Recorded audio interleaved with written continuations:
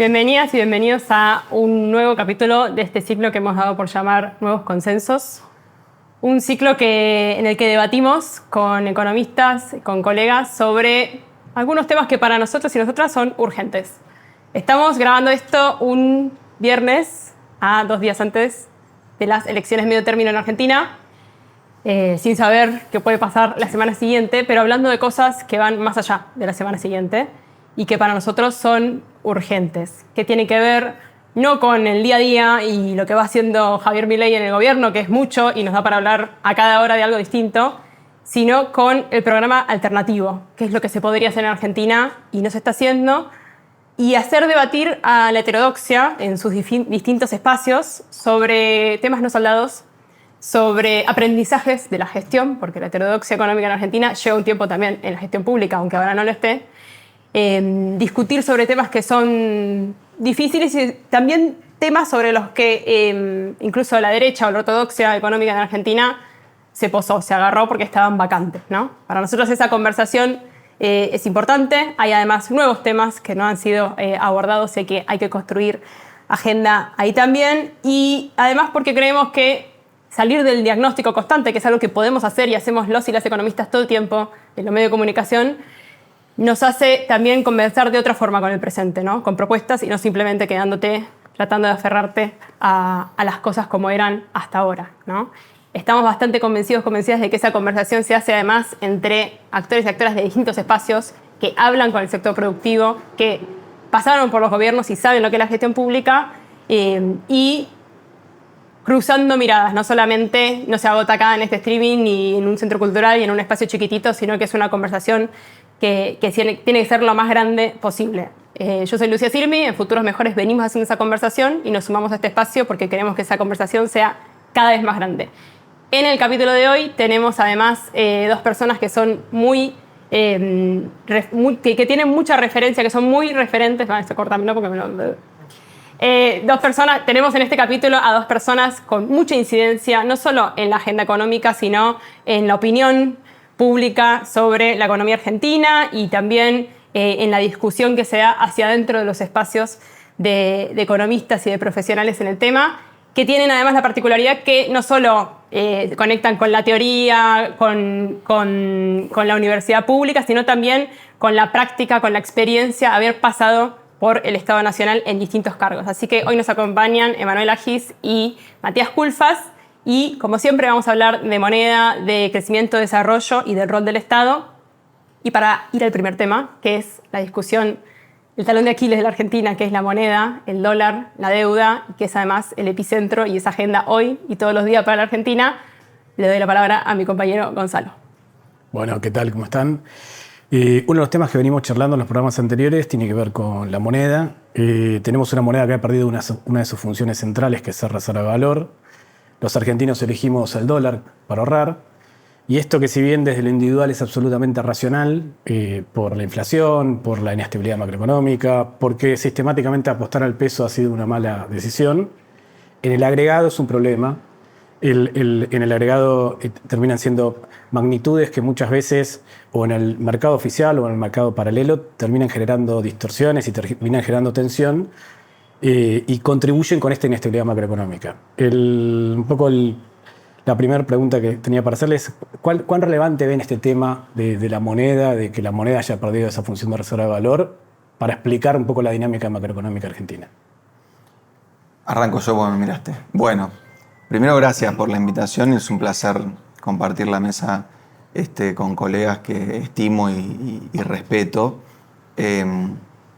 Me da un poco de bronca que tenga que arrancar yo porque es una pregunta muy complicada. Tenía una más complicada. Pero la dejo para el final. Pero digo por qué, porque creo que en la moneda se define un poco también no solo la orientación teórica, sino la orientación política de la respuesta y del programa. Digamos, me parece que subestimar ese problema hizo que Argentina, te diría que segunda o tercera vez en la historia, coqueteara con, para mí, lo que implica dejar de ser un país, que es el programa de la dolarización. O sea, no es raro que en el medio de lo que fueron las dos crisis políticas más grave de la Argentina, la del 2001 obviamente la más grave pero también el fracaso del Frente de Todos, en el sentido de que a priori uno decía, bueno, es un gobierno que tiene adentro los sindicatos, a los gobernadores, al kirchnerismo, al peronismo, a los empresarios. Entonces uno pensaba que ahí podía tener un consenso para restituir una moneda. No es casualidad que después de esos dos fracasos uno haya vuelto a coquetear con la idea de dolarización. Entonces me parece que para un programa que tenga que ver con un proyecto de nación, con desarrollo, con producción, con un lugar en este mundo tan raro que vivimos, subestimar el problema de la moneda, para mí hiere de muerte a cualquier proyecto político. Y sobre todo, creo que Lucía recién lo sugería en su introducción, o por lo menos yo escuchaba lo que tenía ganas de escuchar de su introducción, que era esto de, bueno, la moneda, o la estabilidad, o la agenda de la baja de la inflación, que son tres, digamos, derivaciones de lo mismo. Me parece que es una bandera que la heterodoxia, o los proyectos nacionales populares, o el peronismo, o la centroizquierda perdió. Pareciera que alcanza con crecer por más que termines haciendo que la moneda sea el arco y la flecha. Y me parece que es al revés. Me parece que asumir que estabilizar la moneda es de alguna u otra manera estabilizar el conflicto por la distribución del ingreso, tiene que ser el meollo de una agenda nacional y popular. O sea, si nosotros no podemos hacer un pacto social, pero no en el sentido de una mesa, una firma. Hacer un pacto social significa los trabajadores están conformes con lo que ganan, los empresarios están conformes con lo que ganan, el sector informal tiene una perspectiva de poder en algún momento ganar lo que merecería ganar. Si nosotros no logramos, digamos, cerrar esas tres patas, la moneda va a ser un barrilete, porque termina siendo expresión de esa falta de acuerdo. Hoy hay un gobierno que, digamos, que planteó dos alternativas muy claras. O dolarizo y mato ese conflicto, digamos, de una vez y por todas, o voy a un programa donde termino de desangrar, digamos, ese conflicto y finalmente algo se impone y esa es la estabilidad que se busca. Me parece que no discutir eso y perdernos en tecnicismos hace que necesariamente la agenda de la centroizquierda esté absolutamente vacía. Yo te escucho y me acuerdo de estas frases que en algún momento se decían. Se hablaba de inflación buena e inflación mala. Se hablaba de la inflación no es un problema si los salarios le ganan la inflación. Y creo que forma parte de eso. Vos, Matías, ¿cómo lo ves esto? Bueno, primero gracias por la invitación. Coincido con lo que decía recién Emanuel. Yo agregaría lo siguiente, ¿no? Me parece que cuando uno habla de frases que suenan mucho y muy bien dentro del gran espacio político del peronismo, de la heterodoxia, del progresismo, hay dos palabras que suenan fuertes, que son el papel de tener un Estado-nación importante y la soberanía.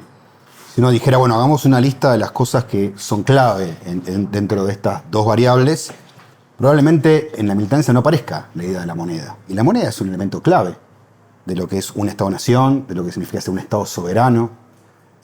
Me parece que hay un elemento central en este funcionamiento. Y respecto a tu pregunta, Gonzalo, sí, creo que hubo un momento en que el debate de la inflación se fue yendo por un carril equivocado, ¿no? Porque hagamos un poquito de historia, ¿no? En 2007 reaparece la inflación de dos dígitos. Había habido un primer atisbo en 2005, que la inflación mide 12.3%.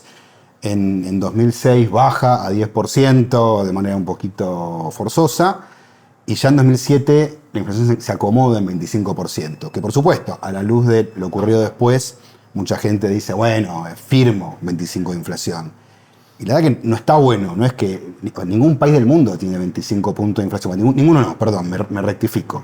Muy pocos países del mundo tienen inflación de dos dígitos durante el siglo XXI. Si vamos para atrás, sí, hace 40, 50 años vivimos en un mundo de alta inflación. En casi todos los países de Occidente había muchos casos de inflación alta. Esto se terminó después incluso en América Latina, después de las reformas de los 90, con sus cosas a favor y sus cosas en contra. Un elemento positivo es que la mayoría de los países se estabilizaron su macroeconomía, pasaron a tener regímenes de inflación baja. Para ser bien claro, Brasil tuvo hiperinflación, en una época parecida a la nuestra, a fines de los 80, Perú tuvo hiperinflación, Bolivia, bueno, todos esos países lograron recomponer su situación macroeconómica y me parece que aquí hubo una suerte de subestimación. Bueno, 25 no es tanto, aparte no la reconozco, queda medio escondida bajo la alfombra, el INDEC informa otra cosa. Y creo que eso fue un problema, fue un defecto. Entonces, me parece que parte de esa discusión, que en retrospectiva claramente fue un error y fue un poco la madre de este problema, bueno, parte de esto fue lo que vos decías, es decir, bueno, si la inflación no es tan alta y los salarios le ganan, bueno, esa inflación no es mala. U otra cosa que escuché en algún momento que era, bueno, la inflación es el resultado del crecimiento, lo cual también es falso, porque el mundo tiene decenas y decenas de casos de alto crecimiento con inflación moderada, baja, controlada. Así que, sin duda, digo, para no tampoco estar haciendo arqueología o autopsias de problemas, de dónde viene esto, sí creo que hacia adelante hay que tener una mirada mucho más dura respecto al problema de la inflación, y claramente recuperar la moneda significa, fundamentalmente, recuperar la posibilidad de que el ahorro nacional, que hoy no circula en los bancos, en el mercado de capitales, o sea, no circula entre los argentinos, con lo cual nos perdemos de financiar inversiones, créditos hipotecarios, acceso a la vivienda, un montón de cosas que podríamos tener, que países vecinos tienen y aquí no las tenemos. Bueno, creo que esa es una batalla que va a haber que dar a fondo y que desde lo conceptual es importante ponerlo como prioridad, recuperar el valor de la moneda como esquema de ahorro y tener una inflación controlada. Yo te escucho en estas dos dimensiones respecto de la moneda como una característica de un Estado fuerte, Estado fuerte y moneda débil no maridan bien, y un poco como un tema que le cuesta mucho discutir de este lado. Ahora, la contracara de la moneda es la deuda que emiten los estados, y ese también es un tema que nos cuesta mucho discutir de este lado. Si uno, en los últimos 15 años, Argentina tuvo 3 default. Es un número altísimo. Ahora, 2 de esos default no fueron de gobiernos de otra mirada, y sin embargo me parece que el estar subestimando y no querer hablar del tema de la moneda deja como defaulteadores a gran parte de este otro sector que no tuvo que ver con eso, sino que lo que hizo fue renegociar deudas defaulteadas, y del otro lado los deja como los cumplidores e incluso muchas veces sectores que tienen que ver con ciclos de endeudamiento que después no son sostenibles. El tema de la deuda, el tema de que tener un Estado fuerte significa tener un Estado que pueda emitir deuda, significa tener una deuda que no se defaultee. ¿Por qué también nos cuesta tanto discutirlo? Y siempre quedamos en estas miradas como más simplificadoras de, bueno, la deuda hay que negociarla, pero primero están estas cuestiones como algo ajeno al Estado, a la estabilidad y demás. Yo le veo, por ahí pero bueno, estamos entre economistas, yo le veo una rajambre teórica. Creo que hay una especie de falta de cruce o incluso error teórico garrafal entre la heterodoxia y la teoría del dinero. O sea, pareciera que ser heterodoxo es no hablar de dinero, es, digamos, ningunear el rol de los mercados de capitales, ningunear el rol de la deuda, ningunear el rol de la moneda, porque pareciera que ser heterodoxo es hablar de producir, incluso te diría, producir tipo siglo XX. O sea, ser heterodoxo sería ser fordista, digamos, en esa concepción. Y la verdad que de manera moderna, la persona que inaugura la heterodoxia básicamente es alguien que dice el dinero no es neutral, que es Keynes. Entonces, ignorar ese factor me parece un problema fundamental. Segundo, que un Estado pueda emitir deuda en su moneda quiere decir que la gente confía en ese Estado. O sea, no hay más señal de éxito que alguien voluntariamente le preste a un Estado. Sí difiero en la idea de que por ahí la centroderecha o hoy la extrema derecha está vista como, bueno, esa parte, digamos, del espectro ideológico argentino que cumple los contratos, honra las deudas. Si así fuera, el riesgo país no sería 1000 puntos básicos hoy. Digamos, si así fuera, el gobierno de Milei hubiera gozado de lo que sí gozó el gobierno de Macri, probablemente porque hacía 12 años que no se veía nada distinto, que tiene que ver con una confianza ex ante de los mercados en el sentido de, bueno, como son de centro derecha, como dicen que el superávit fiscal importa, como dicen que la inflación es un principal objetivo, creemos que va a ser un gobierno que a priori cumpla con los compromisos. Me parece que ese crédito tácito que tenía la centro derecha argentina después de una década y piquito de no gobernar, se rompió con Macri, y creo que hoy ni que hablar que se rompió con Milei. Ahora, volviendo al punto, la heterodoxia tiene que entender si es más progresivo financiar las obras de infraestructura que Argentina necesita para desarrollarse con el IVA que le cobramos a los pobres o con deuda que pedimos en el mercado internacional de capitales. Si saldamos esa discusión, todo lo otro implica obrar, actuar dentro de los cánones del capitalismo. Digamos, si queremos obrar y actuar dentro de los cánones del capitalismo, estamos en el país que, vos lo decías bien al principio, salvo España, es el país que más defaults en su historia tiene. Entonces, obviamente que vamos a cargar con esa mochila y que nunca vamos a ser bienvenidos en el mercado internacional de capitales. En el mercado se suele decir que el mercado tiene la memoria de un perro, entonces que siempre uno puede resetear y volver. Yo digo que si a un perro lo golpeás 12 veces con el mismo palo, cuando vea el palo probablemente se va a asustar. Bueno, eso es Argentina. Es alguien que va al mercado a pedir deuda y el primer informe que recibí de cualquier analista es cuándo ocurre la tragedia. Porque en buena medida nunca hemos usado esa deuda para lo que la tenemos que usar. Pero la dicotomía que se plantea en todos los puntos de discusión entre ortodoxia y ortodoxia, puesta en el mercado financiero, en la cuestión de la deuda, etc., es ridícula. Es ridícula. O sea, el vivir con lo nuestro es, para un país que está tan atrás como Argentina, condenarnos a sufrir muchísimo. Ahora bien, creo que el problema es que la centroderecha, te lo pondría así, muchas veces creo que del Río Bravo para este lado se plantea una especie de espantapájaros de lo que es un gobierno de centroderecha. No, en realidad vienen a endeudar, a fugar, es todo un plan para ganar plata con los amigos y para vender el país al imperio y para entregar la soberanía. Y hoy estamos en el medio de una tragedia, que es un gobierno que es un espantapájaros, pero de carne y hueso, y que hace eso. Y que básicamente consigue 14.000 millones de dólares del fondo para bajar el dólar para ganar una elección, y que cuando se da cuenta que no es suficiente, consigue 20.000 millones de dólares de Estados Unidos para bajar el dólar y para ganar una elección, contra un presidente que dice: yo les doy esa plata porque me interesan las tierras raras, el litio y una base militar en Tierra del Fuego. O sea, si uno lo escribiera en un cuento, uno diría, bueno, el que escribió eso tiene 17 años, empezó a estudiar política hace 6 meses y está como muy atrapado en la lógica de la Guerra Fría.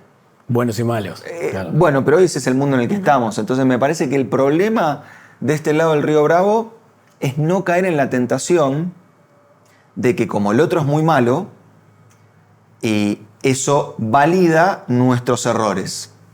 Que me parece que es parte del espíritu que arruinó al gobierno del Frente de Todos. Como Macri no se dio cuenta que corregir tarifas de energía después de 10 años de no corregirlas te tomaba más que 2 años, y lo hizo en 2 años, y lo hizo mal, y las tarifas se volvieron impagables, ergo, falacia de composición, estaba bien congelarlas 10 años. Como Macri salió del cepo y chocó la galecita, ergo, estaba bien tener un cepo. Voy ahora.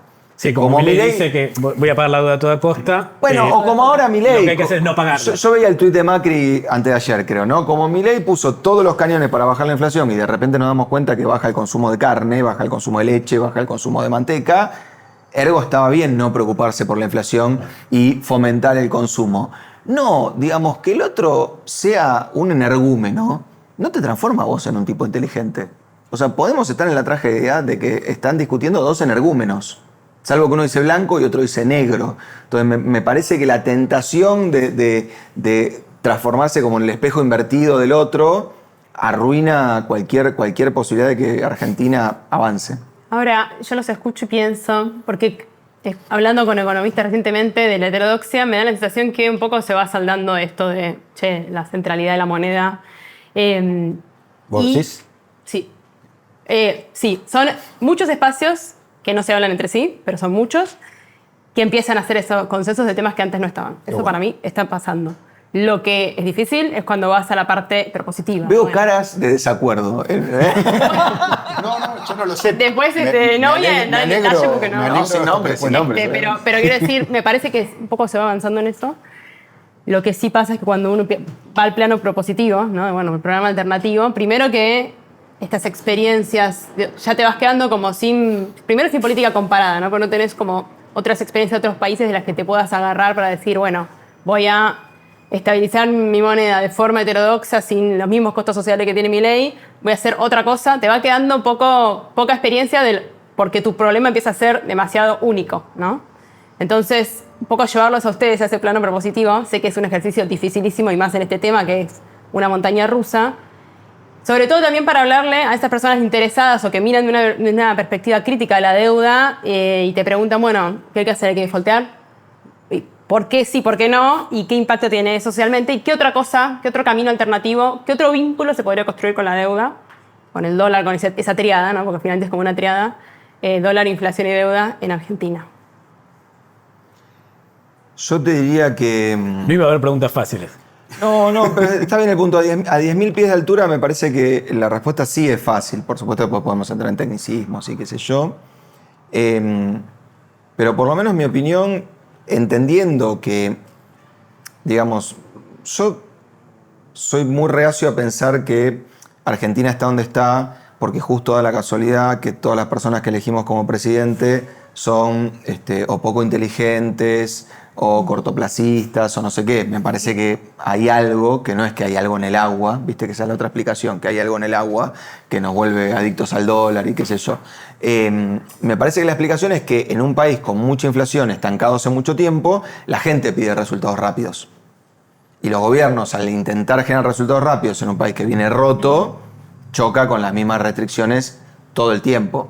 A ver, si vos ves el plan de estímulo que generamos en el año que vos quieras, 2013, 2015, 2017, 2021, donde salíamos de la pandemia y la vacuna generaba, digamos, más consumo y arriba de eso había más gasto público que generaba todavía más presión, uno dice, bueno, ¿por qué estoy presionando la economía así?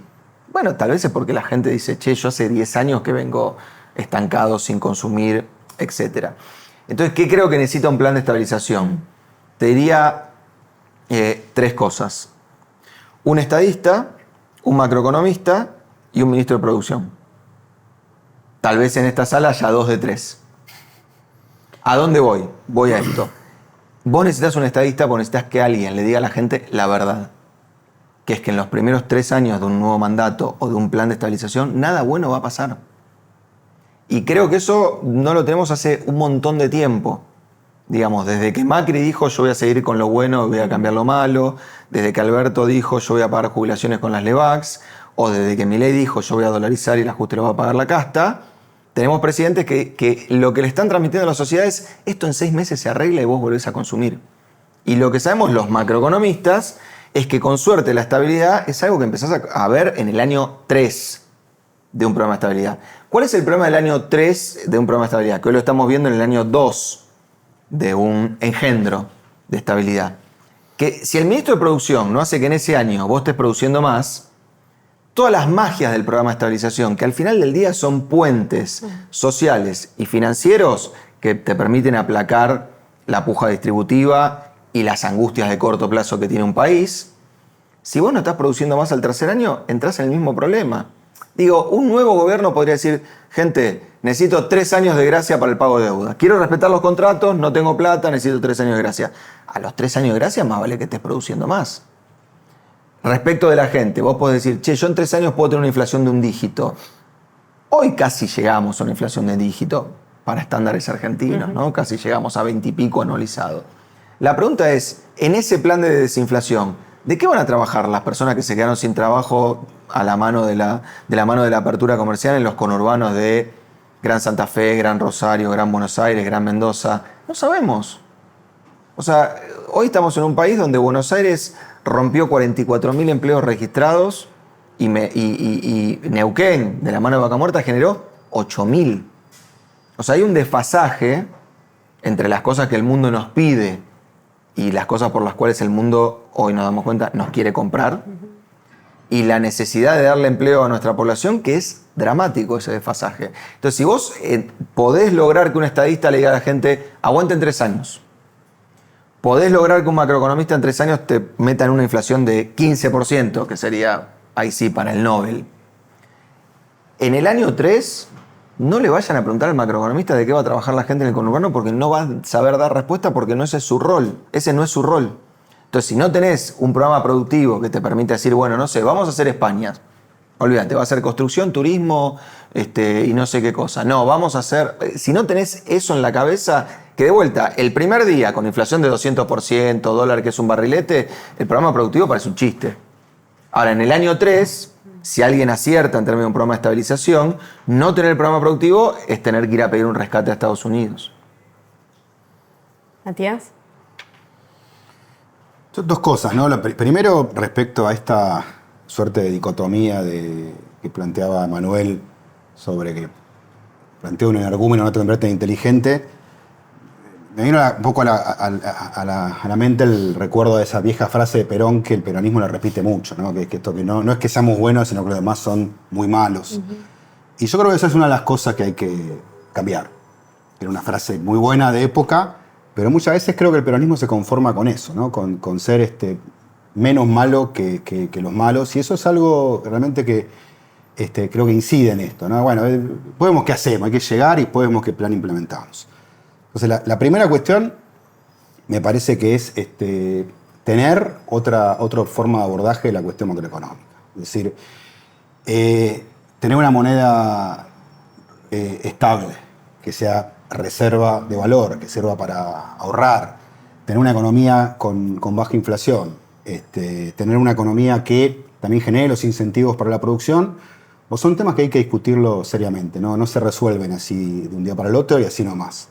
En este marco, un tema que se transformó en un tema tabú es el tema del dólar, del tipo de cambio. Entonces, si vos decís, el tipo de cambio está un poco bajo, querés devaluar. Si querés devaluar, entonces lo que va a ocurrir es que vas a generar una caída en el salario real. Si mirá, el tipo de cambio es una variable clave, es un macroprecio que es central en algo que es fundamental para Argentina, que tiene que ver con el equilibrio en la cuenta corriente.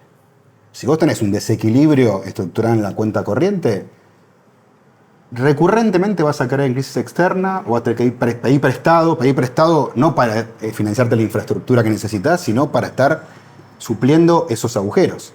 Que es lo que estamos viendo de manera escandalosa en el último año. Un gobierno que no para de endeudarse o de juntar plata a un blanqueo simplemente para estar pagando importaciones, para estar pagando turismo en el exterior y financiando un dólar barato.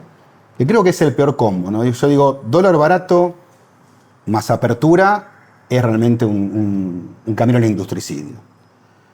Dólar barato con cepo y regulaciones, bueno, eso cuida a la industria, pero genera un montón de problemas. Es una invitación a no tener una economía estable y no tener baja inflación. Y acá caemos en la discusión, entonces tipo de cambio recontra alto, como el 2002-2003, no, eso no es viable, eso no es sostenible. Ahora digo, cuando vos mirás la trayectoria de largo plazo del tipo de cambio real en Argentina, lo que ves es una especie de electrocardiograma. O sea, se va muy arriba, después se empieza a apreciar rápidamente, porque incluso los propios gobiernos incentivan esa apreciación, en general en periodos preelectorales. Y lo que vemos es que el dólar promedio histórico, el tipo de cambio real promedio histórico, que uno diría, es un dólar que estaría bien, donde habría cierta comodidad, pero no tanto, ¿no? ¿Qué es lo que yo quiero? Yo quiero que los industriales argentinos, los que producen, tengan un tipo de cambio que los deje cómodos, pero no demasiado cómodos, ¿no? O sea, que tengan también una presión competitiva, pero tampoco que estén regalados. Digo, este dólar de hoy, bueno, el de hoy justamente en los últimos tiempos levantó un poco, vamos a ver qué tan sostenible es, pero digo, el dólar de los últimos meses es un dólar que le sirve a la soja y a la vaca muerta, nada más. Es decir, las actividades productivas en general están muy golpeadas, incluso algunas actividades agrarias, que no son la soja o el núcleo productivo agropecuario en la pampa húmeda. Entonces, me parece que hay un tema que hay que discutir seriamente, que es cómo encontrar un valor del tipo de cambio y defenderlo. Cuando yo miro las experiencias de países vecinos, veo, por ejemplo, Chile, después del desastre de los 80, que es algo que se habla poco, la primera etapa del pinochetismo, y ese ajuste muy parecido al de Milei con superávit fiscal, algo que se menciona poco, que terminó en una crisis de deuda fenomenal. Después de eso, sobre todo en los 90, encontraron un tipo de cambio real relativamente competitivo y sobre todo muy estable en el tiempo. Y creo que eso es una de las herramientas que le permitió a Chile crecer sostenidamente e incluso diversificar un poco su economía. No mucho, pero algo diversificó su estructura productiva. Entonces digo, este es un tema que creo que lo tenemos que discutir.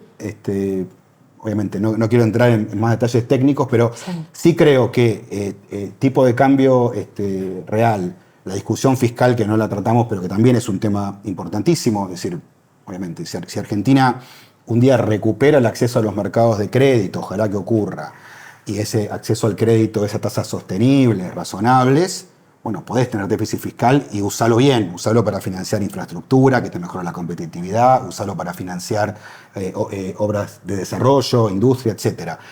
Si no tenés acceso al financiamiento, tasas razonables, no te queda otra que tener una estructura fiscal equilibrada. Después discutamos, porque obviamente eso no quiere decir que, entonces solo sirve el ajuste de Milei, porque eso es falso. Es decir, hay muchas maneras de tener las cuentas fiscales equilibradas. Por ejemplo, reduciendo la evasión fiscal, por ejemplo, mejorando los ingresos en algunos sectores, ingresos fiscales en algunos rubros, y también viendo qué partidas se cortan y cómo, ¿no? Pero bueno, sí, para no irme demasiado. Pero quiero agregar una pregunta a algo que vos vas a decir ahora, pero me conecto con lo que ellos plantean, que es un poco la pregunta de, bueno, vas a estabilizar y vas a tratar de mantener un tipo de cambio más alto, más competitivo, tampoco que los relaje. ¿Hay una forma de distribuir los costos de eso, porque costos tiene, un poco menos dura para la sociedad o para las mayorías?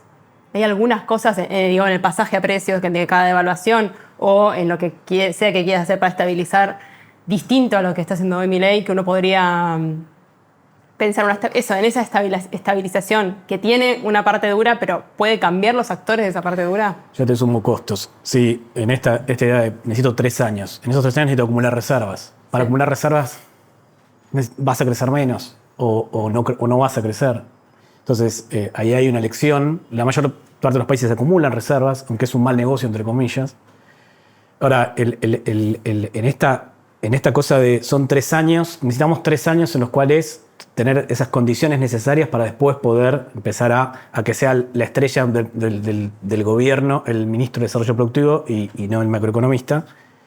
A mí me pasa un poco cuando charlamos todas estas cosas y también aprovechando un poco la experiencia que ustedes tienen de haber charlado mucho con figuras de la política, ¿por qué cuesta tanto en la charla con la política plantear esta cosa y decir, está perfecto, tenés 2 caminos. Tenés este camino que capaz es un poco más largo, pero tal vez posiblemente vas a perder la de medio término, pero tenés chances en la presidencial. Y tenés otro donde a la carga de barracas para tratar de ganar la de medio término, pero lo más probable es que la choques si en la presidencial no ganes. Y lo que viene pasando es que los presidentes vienen eligiendo la segunda, que incluso es menos racional. ¿Qué ven ustedes en la clase política o en las charlas que tienen con la política?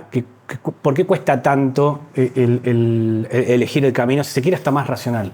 Bueno, yo creo que Matías un poco lo sugería cuando hablaba de esta máxima del peronismo, ¿no? Que no es que seamos buenos, sino que los demás son muy malos. Yo diría, bueno, probemos siendo buenos, qué sé yo, tal vez es una idea muy revolucionaria, pero probemos haciendo las cosas bien, que tal vez el absoluto es más importante que el relativo. Yo creo que en ese sentido hay que darle, digamos, lo que se merece a Milei en el sentido de haber roto con esa dinámica. O sea, Milei es una persona que llegó al gobierno prometiendo penurias. Y eso es un mérito, porque a priori era verdad. Y de hecho, cuando Milei asume, te diría a los 10 días, él hace...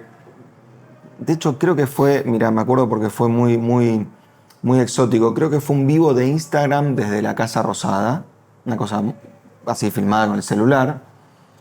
Y dijo, nos tenemos que preparar para 2 años en donde vamos a vivir un infierno. Entonces, cuando yo escuché eso dije, bueno, tal vez se transformó en un estadista.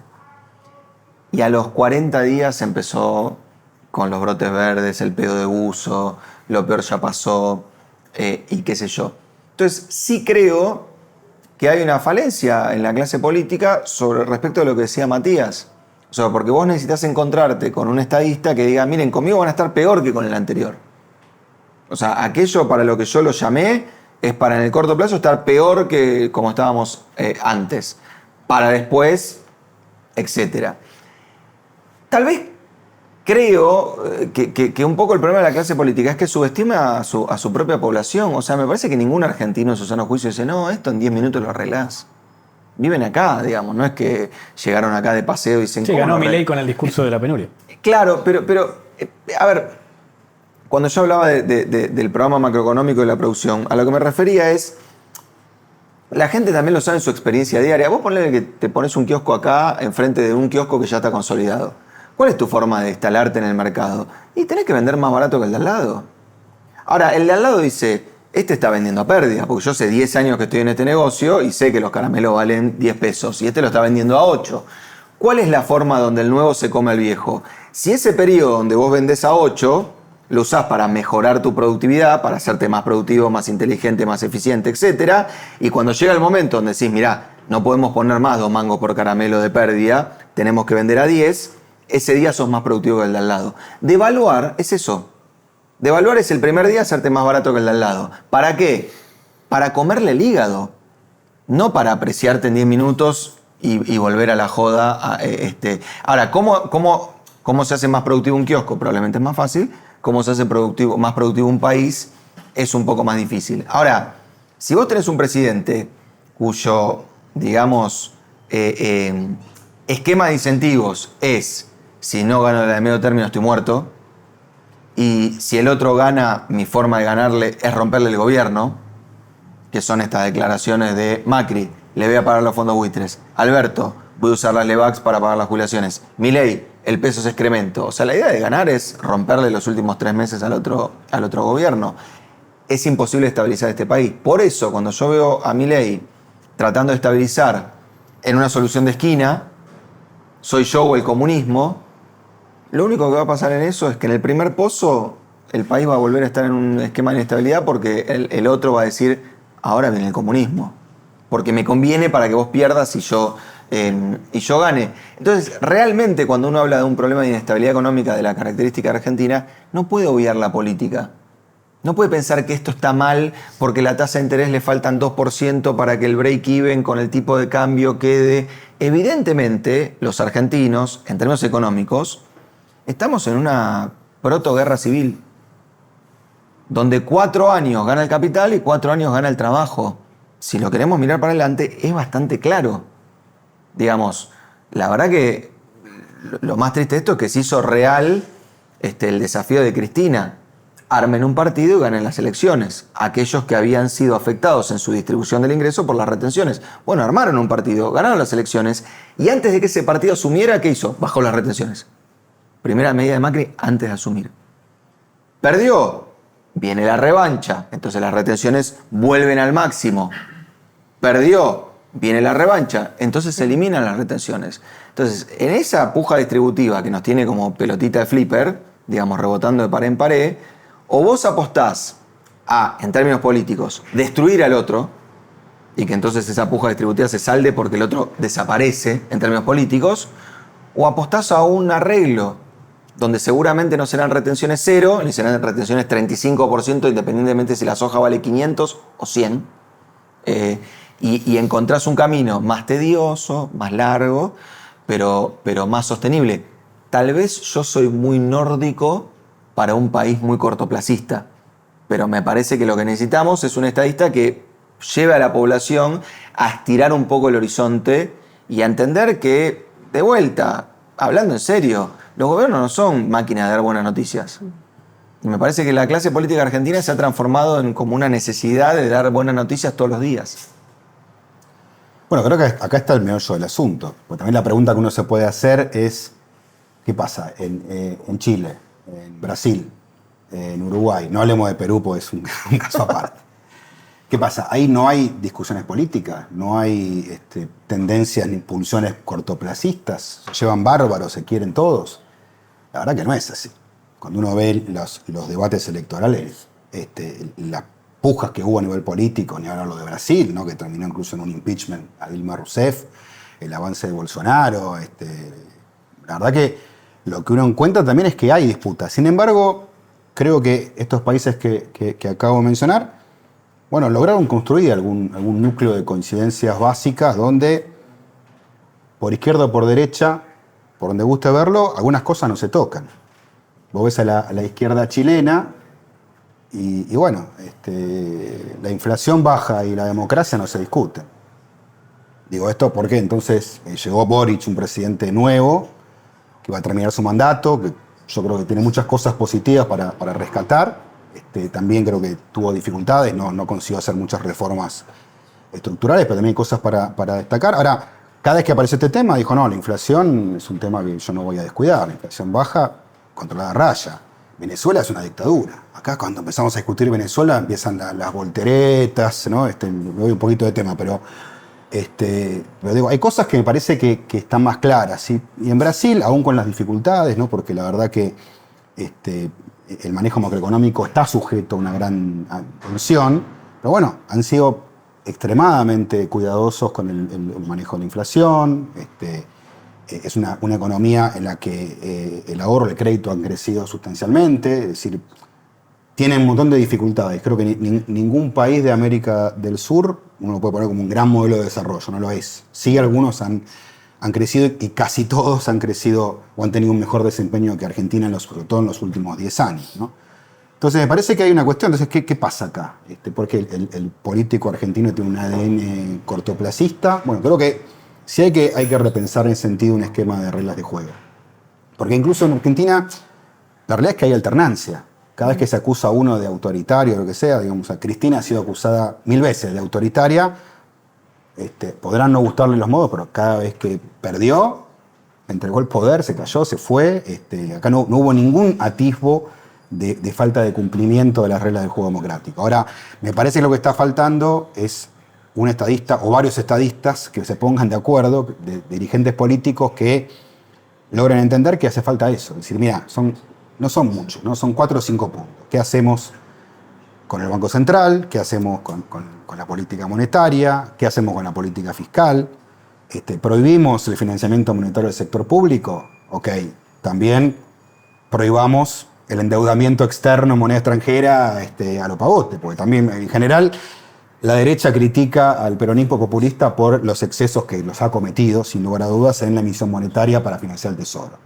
Que una cosa es hacerlo una vez, una situación excepcional como puede ser la pandemia, otra cosa es hacerlo sostenidamente año por año. Eso no hay ninguna manera que no genere problemas en el mercado monetario que se traduzcan en inflación. Ahora bien, dicho esto, también del otro lado hemos visto una situación de endeudamiento totalmente irresponsable, insostenible, que eso parecería que no está tan mal desde el punto de vista de la teoría económica convencional que ellos dicen sostener como buena economía. Entonces, bueno, me parece que en esto, en establecer un conjunto de reglas, hace falta un cambio de mirada. También probablemente haya que repensar algunas reglas del funcionamiento político, como el tema de las elecciones de medio término. Es un tema que ya se ha conversado en varias ocasiones. Obviamente es un tema que requiere reforma constitucional. Si nos cuesta ponernos de acuerdo a veces para aprobar un conjunto de leyes, imagínate lo que puede ser una reforma constitucional. Pero bueno, creo que es un tema que tiene que estar también, por lo menos en el debate público, como parte de un gran acuerdo que permita que Argentina estabilice y tenga reglas de juego donde, bueno, los cambios de gobierno impliquen matices, no pasar de un extremo al otro o cambios tan abruptos en política económica. Ahí, Matías, tiró algunos lineamientos respecto de esa receta, qué ingredientes debiera tener en relación a la moneda. ¿Qué otros ingredientes te imaginas? A ver, creo que tenemos que hablar de un pacto político, de un pacto económico y de un programa de estabilización. Me parece que sin eso es utópico, porque sin eso es una apuesta a todo o nada, que creo que es un poco lo que hizo Milei. Milei dijo, yo estoy en contra de todos, y como la inflación va a ir a cero, todos van a terminar a favor mío. Bueno, eso es una apuesta de que si la inflación no va a cero, ya ves, tenés al Congreso toda la semana votándole automáticamente cualquier cosa en contra. Por supuesto que yo recuerdo haber discutido esto cuando la inflación era 50%. Macri perdía su gobierno y mi punto era, tendríamos que tener un pacto social entre Macri y Cristina. de manera tal de que no jugáramos más a que el gobierno que viene se arruine para que vuelva Macri, o que el gobierno que viene se arruina para que vuelva Cristina. Y en ese momento yo recuerdo que me acusaban de utópico. Imagínate que ahora lo que estoy planteando es que debería haber un pacto entre Milei y Axel, digamos, o sea que ya de utópico pasó a estúpido, porque los personajes parecen menos dialoguistas a priori que Macri y Cristina. Mi impresión es que hasta que la sociedad no vote eso no va a pasar, salvo que pensamos que el político va a ser un marciano. O sea, mi impresión es que, lamentablemente, y creo que la experiencia de Boric un poco también muestra eso, me parece que un amigo dice que en los libros de historia este periodo se va a reflejar de manera muy sencilla. Va a ser de la siguiente manera. Un día aparecieron las redes sociales y entonces ocurrió la Tercera Guerra. Digamos, es como que en el medio son todas anécdotas. Pero creo que es un poco esto. La gente votó a Boric porque era el mejor tipo para generar el trending topic de esa semana. La conversación en redes cuando Boric aparecía era espectacular, era el tipo con el cual estaban todos de acuerdo, era el tipo que leía, digamos, el clima de redes mejor que nadie, y después planteó 2 plebiscitos, uno por derecha, otro por izquierda, y los perdió los 2. Siendo presidente, que uno supone que está más conectado con su sociedad. Entonces, mi impresión es que los contenidos técnicos, creo que ahí sí es muy difícil lograr un acuerdo, pero me parece que con un paraguas político es más fácil. Yo hoy escucho a muchos referentes del otro lado del Río Bravo decir, bueno, el superávit fiscal en realidad era condición necesaria, no suficiente.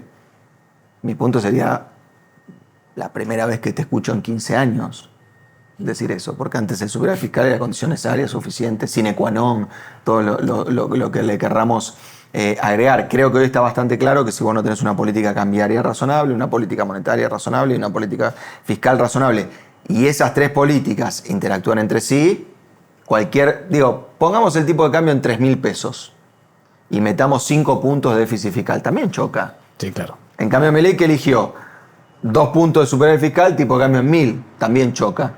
Entonces creo que esos rebalances en un marco de un paraguas político donde diga, mirá, mi gobierno no va a abusar del tipo de cambio, no va a abusar de lo fiscal, no va a abusar de la deuda externa, y entonces va a poder tener cierto consenso porque el otro no va a heredar una montaña de deuda que después no puede pagar. Creo que ahí la estabilización es posible. Voy al revés.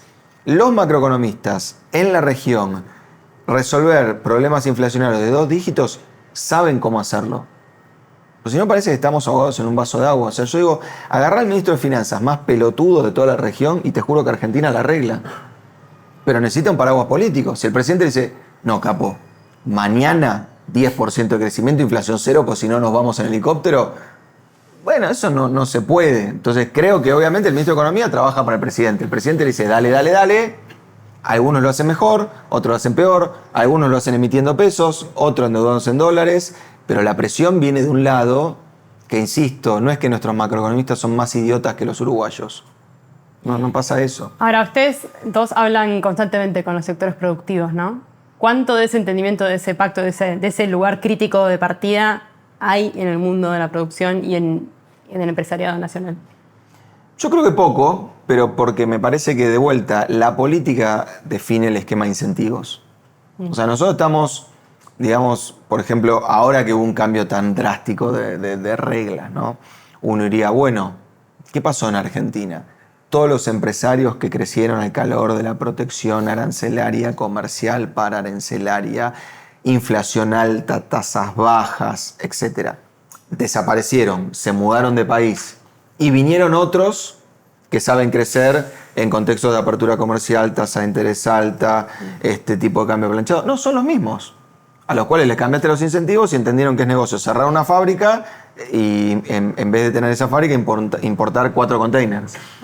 Entonces, si la política no define un esquema de incentivos de manera tal que a vos te convenga más estirar tu horizonte, digamos, de maduración de proyectos 2 años y no 6 meses, bueno, lo decía, creo que era Aldo Ferrer, que decía que si vos traes un empresario alemán en Argentina, a los 2 meses está comprando dólares.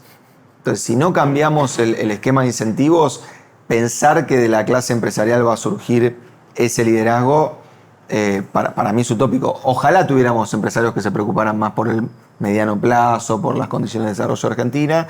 Yo creo que lo hemos transformado en gente que está en la selva y trata que no lo coman los leones, o el león, en este caso. Mientras nosotros estamos en este equilibrio malo, en el mundo siguen pasando cosas. Y me parece que estaría bueno pasar al otro eje. Sí, porque una cosa que nos preguntamos, bueno, supongamos que en un futuro hay un gobierno que le interesa apostar a la diversificación productiva otra vez. Muy de economista, supongamos un buen gobierno. No, pero que es interesante tener esta conversación en Argentina, porque yo pensaba, heterodoxia económica hay en muchos países, pero en muchos países esa heterodoxia nunca llega al gobierno. En Argentina esa posibilidad está y ocurrió también en el pasado. Entonces la pregunta concreta, primero, bueno, ¿qué posibilidades tiene de insertarse Argentina? ¿Qué nichos ven ustedes para adelante, para esa inserción internacional? Pensándola en este presente y en el futuro cercano. Segundo, ¿con qué políticas, con qué aprendizajes, con qué revisiones críticas también de esa política o de ese horizonte de diversificación productiva que tiene mucho que ver también con el sostenimiento de largo plazo de un orden macroeconómico, vamos a llamarlo así? Le agrego un supongamos más. Supongamos que hay un estadista, además. Sí, están todos los que ustedes quieren. Claro. No, y te agrego uno más. Supongamos que estabilizamos la macro. Porque Supongamos que está estabilizada la tenemos macro. la orden macro. no hay ninguna Aprovechemos política y industrial, supongamos. por mejor que sea, que suplante una macro mala. No, Eso totalmente. es imposible, digamos. Hagamos la peli completa que dijo Altima. Tenemos 3 años, ya tenemos todo lo otro que dijimos. Bueno, en esos 3 años, ¿a dónde apuntar? En este mundo, con esta en este China, mundo, con un poco... Bueno, es un mundo que está en un cambio permanente. Es decir, la verdad que hay novedades todas las semanas. Ahora, desde el punto de vista productivo y tecnológico, creo que hay varias oportunidades, ¿no? Obviamente, de los recursos naturales, que hay una demanda muy importante, y Argentina creo que tiene la oportunidad de duplicar su capacidad de producción energética y aparte diversificarla, ir obviamente con vaca muerta, pero también con renovables y con nuevas fuentes de energía, biocombustibles, hay un montón de opciones. Que eso puede significar varias cosas. Puede significar una plataforma exportadora que aparte le dé escala a la industria energética para tener buenos costos y al mismo tiempo eso darle condiciones para generar un buen desarrollo como insumo estratégico, que es la energía, ¿no? Para el desarrollo industrial, vinculado a muchos sectores productivos, ¿no? Es decir, hay muchos sectores que son intensivos en energía, digo, aluminio, acero, las fibras textiles, hay un montón de sectores que demandan energía y que, bueno, pueden tener sobre esta base una nueva fase de industrialización con nuevos parámetros verdes, por ejemplo. Hoy se viene toda una reconversión de industrias hacia una mayor sostenibilidad. Y ahí básicamente lo que el mundo está demandando es recursos naturales, conocimiento y capacidad industrial. Obviamente esto, dijimos, requiere un marco de política industrial estable, un marco político estable y una macroeconomía que esté funcionando de manera correcta, ¿no? Que estemos a los tumbos y que los empresarios estén pensando en si ponen una planta o compran dólares o si hay brecha. Eso obviamente es un desincentivo grande para que esto pueda ocurrir. Pero eso me parece que es una síntesis. Y yo agrego también la importancia de en este mundo tan complejo y de tensiones geopolíticas, la necesidad de reforzar las alianzas regionales, ¿no? Sobre todo Brasil, también Chile en cierta medida, porque la verdad que creo que la peor decisión que puede tomar Argentina puede ser esta del alineamiento automático, ¿no? Es decir, lo que hace Milei de decir yo me alineo con Estados Unidos. Y uno dice, bueno, y además de tenerlo a veces interviniendo, ¿qué tenés? Un par de bifes de chorizo más con la cuota de carnes, que ojalá salga, pero digo, no es que te va a mover la aguja, te va a cambiar estructuralmente el funcionamiento productivo de la Argentina. No hay mucho, ¿no? La economía estadounidense es más bien competitiva en los sectores donde Argentina es fuerte y no la veo interesada en abrirse hacia otros sectores que Argentina podría llegar a producir. También me parece un error la idea del alineamiento automático con China, o la idea de hay un bloque contrahegemónico. He escuchado a gente decir, China quiere tu desarrollo. Mentira, China quiere su propio desarrollo, trabaja hace muchos años en eso y lo hace muy bien. Y bueno, lograr que una alianza con China te dé resultado implica una negociación desde una posición dura. Si los dejas actuar van a hacer lo que hicieron en muchos países del mundo, que es, bueno, extraer recursos naturales, llevárselos, no invertir demasiado ni en infraestructura ni en desarrollo industrial local y no mucho más. O sea, requiere otro posicionamiento. Por eso me parece que también fortalecer la región en acuerdos, no digo mega acuerdo, ¿no? Yo la verdad que también estoy cansado del mega acuerdo de libre comercio, ¿no? Esas cosas no han funcionado. Sí, acuerdos por cadena, ¿no? Es decir, un tema que vengo conversando bastante en varios foros, que es, bueno, si vamos a pensar en que las ciudades de América Latina van a hacer una reconversión a buses eléctricos, bueno, hay una oportunidad enorme para que una parte importante de esos buses se fabriquen en Brasil, en Argentina, tal vez en México, una parte en Chile, aprovechar toda la cadena, la integración de la cadena del litio y electromovilidad, que va a tener más sustentabilidad si hay varios países aliados en esa cadena industrial. Lo mismo con energías renovables. Si la región va a instalar 15.000, 20.000 aerogeneradores, sería un crimen que los importemos. Si no podamos por lo menos la mitad, una parte importante, producirlos en Brasil, en Argentina, en Chile. Bueno, así como esto hay un montón de estrategias que se pueden implementar. Lo que digo es, punto 1, nada de esto surge por espontaneidad de mercado. Punto 2, requiere planificación industrial y bastante minuciosa. No es que a tiro un par de incentivos, un par de créditos. No, requiere, me parece, un esquema de incentivos y una negociación sectorial específica. Y ahí voy al punto que mencionaban recién, que me quedó un poquito latente, que es la cuestión de los empresarios. Yo escucho mucho esta idea, ¿no? Los empresarios no tienen proyecto de país. Yo digo, proyecto de país lo tienen que tener la política. La dirigencia política es la que tiene que definir el rumbo. Y en todo caso, discutir con los empresarios, generar buenos incentivos y desincentivos respecto a ese programa de desarrollo y negociar para que los empresarios lo que tienen que hacer es invertir. Los empresarios no tienen que dictarte el plan de desarrollo, tienen que invertir en los sectores donde hay más oportunidades para generar innovación, producción, empleo, inserción internacional y justamente abocarse a eso. Creo que esa es la función de los empresarios. Y en esto me parece que en el debate político suele haber algún equívoco.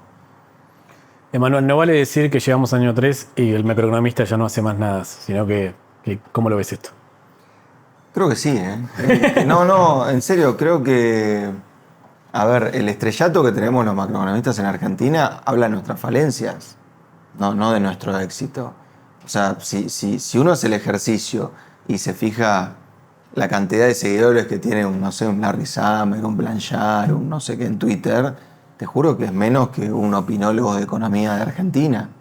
Porque obviamente una amiga dice que los consultores en Uruguay estaríamos sin trabajo.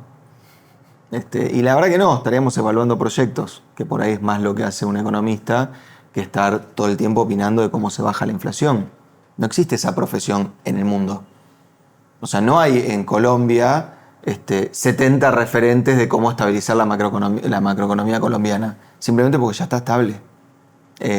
Entonces creo que sí, creo que muchas veces uno piensa que el macroeconomista tiene un rol central en esto y que en realidad hay como una especie de, no sé, entelequia técnico-teórica, que en realidad hay que encontrar un tipo que tenga la solución a un problema súper raro y ese tipo le van a dar el Nobel si lo consigue hacer. Y no es así, lo que hay que hacer es más o menos, digamos, lo que sabemos los macroeconomistas que hay que hacer para bajar inflaciones de 3 dígitos anuales. Por supuesto que es distinto que el fine-tuning que puede estar haciendo cualquier banco central que haga inflation targeting en la región, porque también, digo, importar ese tipo de práctica monetaria a un país que tiene un problema súper viejo, un país que tiene un problema digno de, no sé, de hace 50, 60 años, es un error. Pero después, si uno desempolva un poco los manuales de estabilización macroeconómica y dice, bueno, mirá, tenés que hacer un ajuste fiscal, tenés que inicialmente hacer un apretón monetario, probablemente el dólar del principio sobra y el dólar del final es el que le gusta a Matías. Si metés en el medio alguna coordinación en los mecanismos de precios y salarios, es menos agresivo en términos de pérdida de actividad y de justamente de cómo repartís las cargas del ajuste. Y en ese marco, si no tenés una inserción internacional razonable y acceso al mercado de capitales, y el Banco Central después de esos 3 años no tiene, a plata de hoy, 120.000 millones de dólares de reservas, fracasaste. O sea, en 3 años el macroeconomista tiene que decir, chicos, agarré el Banco Central con 40, lo dejo con 120, traigan al más estúpido de Macro 1 a administrar esto, que si no innova, funciona. Ahora, si a los 3 años el Banco Central tiene menos reservas que cuando asumió, no importa quién consigas. No importa la entelequia financiera que armes para, digamos, lo estamos viendo hoy. El equipo financiero de este gobierno es espectacular. Técnicamente es insuperable. Ahora, construyes puentes financieros que terminan en el abismo. Entonces, claro que te arman el puente financiero. Vos decís, ¿cuánto dura este puente financiero? 6 meses. Buenísimo. ¿Y en 6 meses dónde estamos? No, en el mismo abismo. Son como una especie de puentes que dan la vuelta en redondo y te dejan en el mismo abismo. Obviamente vos necesitas el constructor de esos puentes financieros, ¿no? Porque ese ministro de Economía puede necesitar 6 meses de changüí, 3 meses de un crédito puente que le haga no sé qué. Ahora, si al final de los 3 años estás en el mismo lugar, bueno, el technicality no sirve de nada. Por eso yo tengo un objetivo secreto, que es que esto no se estabilice, porque yo me quedaría sin trabajo. O sea que es muy importante que esto, muy importante que no se arregle. Sí, es más aburrido. La verdad que a ver, vivimos para ser macroeconomista vivimos en el mejor país del mundo. Sí. Lo que pasa es que pobre el resto de los 46 millones de argentinos que no son macroeconomistas y sufren día a día que Bessent nos estabilice la macro, digamos, que es ya la fase ulterior de la locura macroeconómica argentina. Me quedo pensando el tema de, vos hablaste de algunos sectores estratégicos y recordé que vos también planificaste cuando estuviste en gestión, armaste un plan, ¿no? Armar un plan que sufrió un poco lo que sufrió toda la experiencia de... No estaban ninguno de los 3 supuestos. Los 3 supuestos estaban no, lo digo viendo, yo también estoy... No había ninguna brelata. Así. Entonces, también pensando eso, preguntarte qué para adelante de esa planificación, ¿no? Que es otra palabra que también está bastante ausente por todo lo que dijimos antes, pero que además suele ser este plan que hay, como, no, es un PowerPoint, ¿no? Rellenarlo así, ¿no? O sea, como queda en un lugar técnico y no político. Entonces, esto como también de la experiencia de incentivar sectores estratégicos, ¿qué cosas harías distinto, ¿no? No, bueno, nuevamente, una cosa es hacerlo en medio de una crisis y con problemas de liderazgo político, de inestabilidad macro, bueno, todos los problemas conjuntos y una crisis internacional por la pandemia. Otra sería después de eso, o en paralelo a conseguir esos 3 objetivos de estabilización. Pero al punto que voy, sí creo que las cosas que hay que revisar, y algunas las tomo de la experiencia de Brasil. Brasil está implementando un plan que se llama Nova Industria Brasil, que fue diseñado un poquito después de la Argentina Productiva 2030 y que tiene algunas cosas interesantes que yo las rescato. Una tiene que ver justamente con la búsqueda de legitimidad, de mucho diálogo, es decir, que no sea un ejercicio tecnocrático, sino que tenga mucho de conversación con los sectores, cosa que acá se hizo pero en un contexto muy difícil. Y yo agregaría necesidad también de conseguir apoyos desde la política. Es decir, que cuanto más apoyo y convencimiento tenga de diferentes fuerzas políticas, seguramente no del 100% de la política, pero no, del 50, 60, 70% de la política, bueno, creo que más chance va a tener de conseguir esa continuidad. Entonces, primera cuestión, legitimidad.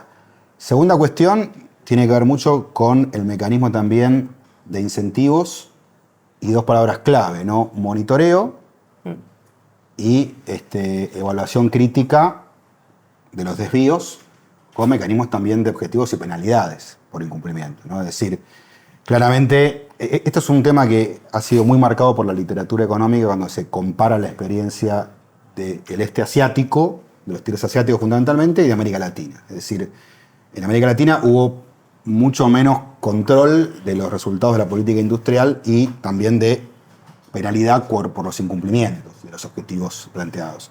Creo que es un tema que hay que marcarlo más claramente. Cuanto más diálogo y legitimidad tenga, creo que más habrá capacidad de enforcement y de control de lo que se haga. Y después también creo que hay una cuestión que tiene que ver con las negociaciones y los presupuestos. Yo escucho mucho gente que dice, bueno, la política industrial no tiene por qué ser cara, hay muchas políticas industriales que son baratas.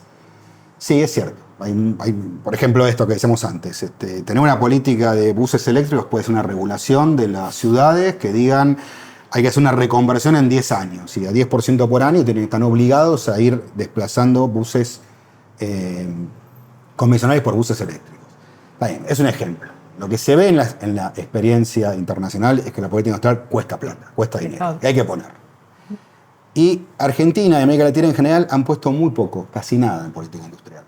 Cuando uno revisa los pocos estudios que hay, lo que ve son números que con toda la furia llegan a un punto del PBI. Y ahí quiero dar una mala noticia, porque digo, la verdad que cuando uno mira también buena parte de las experiencias en América Latina, creo que se ha priorizado políticas de corto plazo de transferencias de ingresos y política social. Creo yo también con una mirada muchas veces más cortoplacistas o con objetivos reparatorios, que son totalmente entendibles. Pero la mala noticia es que cuando uno mira Argentina, el gasto social, el gasto público social entre el año 2000 y 2023 se duplicó en pesos constantes. O sea, Argentina gasta el doble que a principios de siglo. Por lo menos esto es el dato a 2023, que es el dato del gasto social, el gasto público consolidado. Sí. Cuando uno compara los niveles de pobreza a principios de siglo y en 2023, con alguna distorsión por la fuerte suba de la inflación, no es muy diferente, medidos por la misma vara. ¿Qué quiero decir con esto? Que, bueno, creo que ahí hay una limitación muy clara. No es que gasto más en inclusión previsional, en AUH, en programas sociales y con esto reduzco sostenidamente la pobreza. No es lo que ha ocurrido en Argentina y creo que también es un problema para repensar esto. Y ahí digo, nuevamente, si queremos modificar la estructura productiva, tenemos que hacer política industrial y hacer política industrial cuesta plata. Y ahí tenemos que empezar a mensurar y balancear los presupuestos públicos y poner prioridades. Y acá empiezan las discusiones, porque empiezan la discusión de, le vas a dar a fulano, a mengano, cuando en realidad no es que le das a una persona, sino que estás buscando que haya más inversión, que se genere más empleo. Y esto genera una discusión fuerte en materia de política económica y asignación del gasto. Del mismo modo que, pongo otro ejemplo que es más macroeconómico, pero que es importante, cuando hablamos de gestión de las rentas de los recursos naturales, un tema importantísimo que se ha probado y que incluso hoy en día lo estamos viendo en algunos países, en algunos gobiernos subnacionales, por ejemplo en Brasil, se tiende a conformar fondos soberanos con la renta de los recursos naturales, lo cual está buenísimo. Uno dice, bueno, si tengo un recurso no renovable o tengo un boom, tengo que ahorrar una parte. ¿Para qué? Para momentos malos, para diversificar la estructura productiva, y al mismo tiempo, desde un punto de vista macroeconómico, a veces lo que ha ocurrido para evitar la enfermedad holandesa es, lo invierto en un fondo soberano en el exterior, para evitar que se caliente, se aprecie la moneda local. Bueno, nuevamente, esto que me parece que es algo importante, que debería entrar en la discusión una vez que estemos en el año 3 o el 4, va a generar ruido, porque alguien va a decir, pero ¿cómo? Tenemos X% de pobre, ojalá sea mucho menos que en la actualidad, tenemos 25, 24% de pobre, y vamos a poner un fondo en el exterior para evitar la presión monetaria, es una locura, gastémosla en reducir la pobreza. Y parte de reducir la pobreza tiene que ver también con una buena gestión macroeconómica y una gestión razonable de los recursos naturales. Entonces digo, acá donde ya me estoy metiendo con temas que por ahí son más de segunda, tercera derivada, pero que son importantísimos porque, nuevamente, hay cosas que hay que discutirlas de antemano, no cuando ya tenés el problema desatado. No, pero es central, y lo trajiste vos solo, que es un poco el último tema también que planteamos para hoy, que es el nivel de gasto de Argentina. Y vos traes algo que es una discusión también implícita y explícita en ámbitos heterodoxos, que es poco política. Primero, esto que vos decís de la política industrial me parece que está bueno masificarlo, porque creo que una de las cosas que instaló Milei es como que había demasiado gasto en política industrial. Y creo que hay mucha gente considerando eso. Así que para ponerlo en tela de juicio me parece que es interesante esos datos. Y segundo, me quedo pensando con esto que vos decís de política social o política industrial y qué impacto tuvo la política social o no. Esto lo discutimos en el primer capítulo. Me imagino que ahora estás poniendo adentro infancias y personas mayores, que yo creo que el impacto sí fue de reducción de pobreza cuando aparecieron esas dos cosas, la moratoria y asignación universal, pero probablemente otro tema que tiene para discutir la sociedad es la política social de las personas en edad de trabajar, ¿no? Que eso me parece que ahí está siempre la conversación versus la política industrial, que el efecto de la política reciente es relativo, ¿no? O por lo menos tampoco podemos medirlo del todo porque medimos política por ingresos acá, que es una dimensión de la pobreza, pero no es todo, ¿no? Lo digo no para profundizar esto, pero sí creo que es una conversación vigente esa tensión. Y yo me pregunto si no tenemos espacio fiscal en Argentina para hacer las dos cosas. Yo cuando vienen esas preguntas, y incluso para incomodarnos un poco a todos, digo, ¿quién sería nuestro Sturzenegger? No en el sentido de alguien que vaya 3 veces a un gobierno y lo haga fracasar, no en ese sentido, sino en el sentido de quién sería alguien que desde el plano heterodoxo, nacional, popular, lo que sea, está pensando en cómo modernizar el Estado y cómo repensar el gasto público, a priori con un sesgo que uno no diga, bueno, viene con la motosierra y quiere destruir. ¿Alguno se le ocurre algún nombre? Gonzalo, por eso. No. No, pero alguien que Ya se bajó. públicamente diga, mirá, yo estoy a favor de la intervención del Estado, estoy a favor de un Estado que... Yo creo que nosotros tenemos que recuperar 2 palabras en relación al Estado, que es eficiencia y eficacia. ¿Y podés pensar en una persona de carne y hueso que esté de este lado del río Bravo? No. Bueno, yo no voy a incomodar a todo el mundo. Yo creo que Martín Lustó es esa persona. Creo que es la única persona que dice, yo no estoy a favor de la motosierra, yo no creo que el Estado sea chico, no creo que el Estado sea grande, creo que el Estado tiene que ser eficiente. Y me parece que tu cara confirma lo que estoy diciendo. Que es que nos No me la incomoda. esperaba. No me la esperaba. Por supuesto. Pero no es mala. Porque a priori nadie vendría a esta conversación a decir yo creo que hay que revisar la eficiencia del gasto público. Entonces me parece que ese tipo de cintura es la que hay que tener para de vuelta. Porque si no podemos decir que vamos a volver mejores y yo no vi nunca a alguien que vuelva mejor. En general cuando uno vuelve peor, digamos. Eso es así. Y tenemos evidencia al respecto en Argentina, de los 2 lados de la grieta. Tenemos evidencia, pues no creo que este Toto Caputo sea mejor que el de Macri, que emitía deuda a 350 puntos de riesgo país. Este emite bontes a 600 a 600 de riesgo país. Entonces creo que esa conversación hay que dejársela no a alguien que baje el gasto público de mala gana, que es a veces algo que a la heterodoxia le toca hacer un ajuste porque tocó, y a priori ideológicamente no estás ahí, sino en alguien que pueda pensar esto, que pueda pensar, che, realmente, fuera de los prejuicios que todos tenemos, tengo que revisar si el próximo peso lo pongo en niñez, adultez, empleo o política industrial. Me parece que hoy, dentro del herramental del capital humano con el cual cuenta la heterodoxia, hay poca gente que está dispuesta a hacer ese trabajo. Que de vuelta no es que venga Lustó con 1.300 hojas apiladas y diga, las transformamos en 5 y esa es la modernización del Estado. Pero me parece que una agenda que implique, lo digo sin ningún, no es que estoy postulando a Martín. No, que quede claro que esto sale después. Ni nada que se le parezca, pero lo que digo es que alguien que diga que cuando vos exportás tu Estado, para bien o para mal, tus ineficiencias y tus deficiencias, me parece que es un lugar interesante para empezar a explorar eso que a todos nos pone un poco incómodos cuando decimos, che, no tengo infinitos pesos, tengo pocos. Y tengo que decidir si se los doy a un niño pobre, a un viejo pobre, a un trabajador pobre o a un industrial pobre. Me parece que esa asignación de recursos es lo suficientemente compleja como para que alguien se esté ocupando de verdad de eso. Lo que pasa es que me parece que... perdón. Te escucho.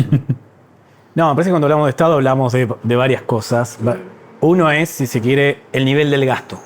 ¿Es alto o es bajo? Y ahí me parece que incide mucho las preferencias de la sociedad. Es alto. Pero espera, porque una sociedad que quiere una universidad pública Es va a alto. tener un nivel de gasto más alto que una que no lo que Es alto. una universidad privada. Es Una sociedad que elige. Es alto. Espera. Una sociedad que No elige. quiero esperar. Es altísimo. Es altísimo. Y si no nos podemos dar esta conclusión entre nosotros, estamos arruinados. Porque tenemos un Estado eficiente como un país centroamericano, tenemos un sector productivo eficiente como la periferia europea, y tenemos un Estado como el nórdico. Entonces, o hay un milagro, o el Estado es muy grande. Te confieso, yo quisiera que sea más grande, pero en la medida que no podamos cobrar los impuestos que tenemos que cobrar, o tener la eficiencia que podemos tener, nos estamos haciendo trampa al solitario. Argentina tiene riesgo país de 1000. No puede darse el lujo de tener un Estado lo grande que lo que tiene. ¿Significa eso que yo digo cuando achiquemos el Estado, agrandamos la nación? No. Todo lo contrario. Lo que digo es que todos, técnicamente se dice viviendo por encima de nuestros recursos, pero popularmente se dice cagando arriba de nuestra cabeza. Estamos todos cagando arriba de nuestra cabeza.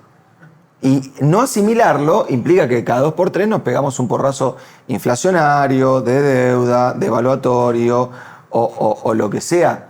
En serio que Argentina es la universidad pública de la cual yo vengo, es un milagro, una bendición. Hoy por hoy es un lujo. Hoy por hoy es un lujo.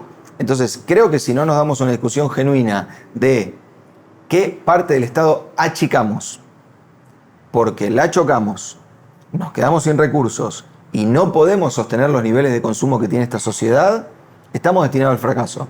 Puede venir alguien y decirme, mira, es muy fácil. Al 10% más rico le sacás la mitad de la riqueza, la mitad, no el 5%, no la mitad, se la repartís al resto y seguimos manteniendo este nivel de consumo. Eso funciona. ¿Alguien cree que le podemos sacar la mitad de la riqueza al 10% más rico de la Argentina? Yo creo que no.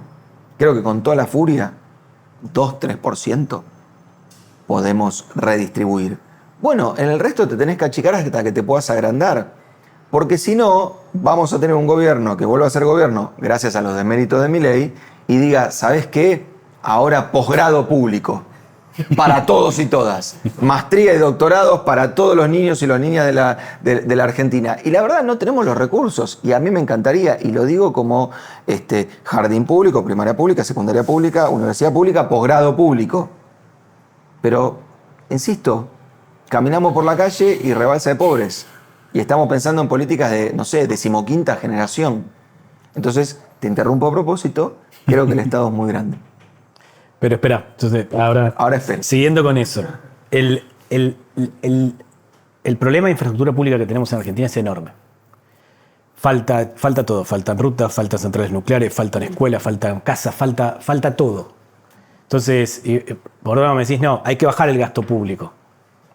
Y por eso ahí venía esta parte que yo te decía de los niveles, de lo que hay ahí adentro, que tenemos que discutir.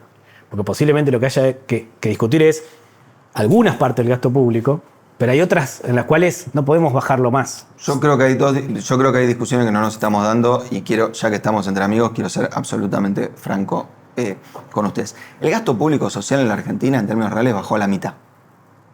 Sí. El gasto en planes sociales bajó a la mitad. Y yo vine por la 9 de julio y se puede circular. Y la hipótesis del sector del gobierno nacional y popular era que si vos bajabas 300.000 planes sociales, que es lo que intentó hacer Victoria Tolosa Paz en el anterior gobierno, había caos social, guerra civil. Y era una ajustadora. Este gobierno lo bajó a la mitad.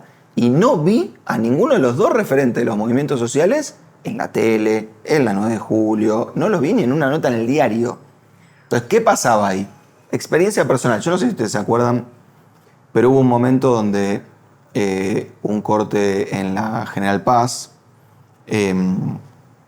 fue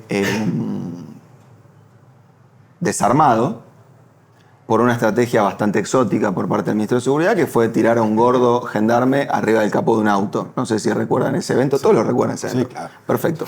¿Saben qué se estaba discutiendo ahí? La paritaria del INTA. Del INTI. Del INTI. Y la General Paz es el INTI. El INTI. ¿Saben cuál era la diferencia entre lo que ofrecía el Estado y lo que pedía el INTI? Por lo cual la General Paz se cortó. 3%. ¿Saben por qué lo sé? Porque yo era el negociador de esa paritaria. Díganme qué está pasando con el INTI hoy. Entonces, francamente, como defensor de un Estado presente, de un Estado grande, digo, che, está raro esto. O sea, yo pensé que no se podían bajar 300.000 planes sociales de pibe que le habían encontrado 2 motos, 3 autos, un departamento, 3 ambientes, muertos y qué sé yo. Viene Milei y lo baja a la mitad. Pensé que no se le podía negociar 3 puntos al INTI porque cortaban la General Paz. Viene Milei y está a punto de venderlo, o cerrarlo, o privatizarlo, o las 3 cosas al mismo tiempo. Bueno, tenemos un problema. Y justamente, no es que seamos buenos, sino que el resto es peor, nos ha hecho aterrizar en este problema. Entonces prefiero exagerar, que es lo que estoy haciendo, prefiero exagerar mi posición de cómo vamos a hacer para subir el gasto público en el próximo gobierno. Yo te juro que si yo soy ministro de Economía del próximo gobierno, necesito un plebiscito que salga 99-1 para subir un peso de gasto público. Porque Milei nos ha demostrado que había lugares donde el gasto público estaba mal asignado. Y estoy siendo elegante y lo estoy diciendo en francés. No, pero yo voy a decir ahí una digresión. Porque que los referentes varones que antes mandaban a la gente a cortar la calle o no los estén mandando, no quiere decir que haya un montón, la mayoría son mujeres además, en los barrios que no estén sufriendo por ese recorte. Estoy de acuerdo. Que eran pobres y que necesitaban ese apoyo y que de hecho salieron a marchar, pero tienen mucha menos prensa, ¿no? Justamente lo que estoy Entonces, diciendo es que la representación política del gasto social totalmente. estaba chanfleada. Evidentemente estaba chanfleada, porque justamente, ¿qué pasó de repente? Pasó que evidentemente esa representación política no le preocupa, le preocupa cero esas mujeres que hoy la están pasando mal en los barrios. Si no, tendría que estar la 9 de julio cortada y nosotros tenemos que estar haciendo el programa desde allá en apoyo a esa gente que la está pasando mal. Entonces, la intermediación del gasto público también es un problema para el progresismo. También es un problema para el progresismo, porque yo recuerdo la discusión con la asignación universal por hijo. La principal crítica a la asignación universal por hijo es que no estaba intermediada. Es que rompía con la lógica de, algunos decían punteros, otros decían referentes barriales, otros decían referentes sociales, etc. Bueno, creo que una verdadera autocrítica respecto de, la dinámica del gasto social de Milei, la realidad de la gente que está atrás del gasto social de Milei y los referentes políticos del gasto social, nos tendría que llevar a repensar cómo mañana, en vez de duplicar el gasto en planes sociales, porque Milei lo bajó a la mitad, entonces estaba bien que fuera el doble, nos damos alguna política un poquito más articulada. Martín. Yo creo que Argentina tiene un estado de bienestar low cost. Es decir, efectivamente, quiere hacer un montón de cosas y las hace la mayoría a mitad de camino. Esta palabra que en algún momento se quiso instalar, la idea de la sintonía fina, ¿no? Llegó el momento de sintonía fina, nunca llegó. Y creo que ese es el punto central que hay que trabajar. Cuando hablamos de eficiencia, eficacia, yo no le tengo ningún miedo a esas dos palabras, como tampoco le tengo miedo a la idea de Manuel de convocarlo a Martín Lustó a hacer esta tarea, que me parece alguien valioso. Me parece que es un tema que hay que traer a la discusión. Yo menciono 2 ejemplos, hay un montón, pero uno tiene que ver con la cuestión de los subsidios energéticos. La verdad que nosotros pasamos siempre de un bandazo al otro, ¿no? De repente estaba bien subsidiar la factura de la electricidad, del gas, en hogares de clase media, media alta, ricos, a todo el mundo. Fue una locura lo que ocurrió en este país, el derroche de recursos que además significó una muy mal manejo con una política energética, generando un consumo totalmente excesivo, ocioso. Bueno, en general lo que hemos tenido son situaciones donde gobierno peronista subsidia energía, sine qua non. Viene un ajuste, lo corta todo. Que tampoco es la mejor estrategia, porque efectivamente en Argentina hay hogares pobres, hogares que están con una crisis particular, que por ahí sí necesitan una tarifa social o una tarifa especial. Ahora, nuevamente, ¿podemos encontrar un camino donde no pasemos de 3 puntos y medio del PBI de subsidios energéticos a 0,5? ¿Por qué no buscamos un camino?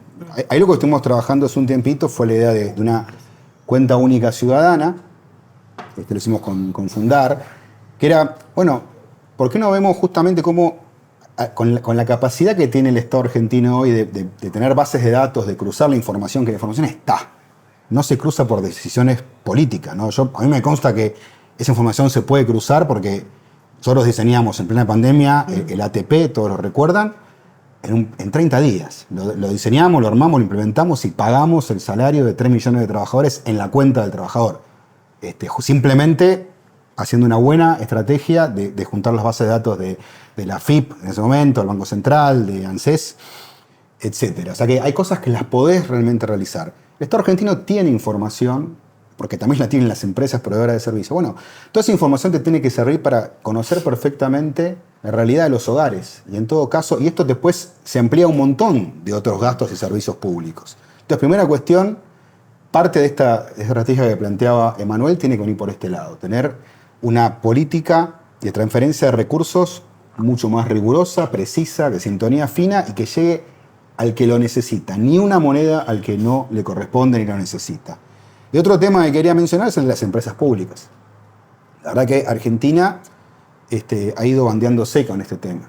Tiene empresas públicas que yo creo que tiene sentido que existan. Una es Aerolíneas Argentinas, que es una empresa importante, en un país que es el 8º país más grande del mundo en materia de superficie.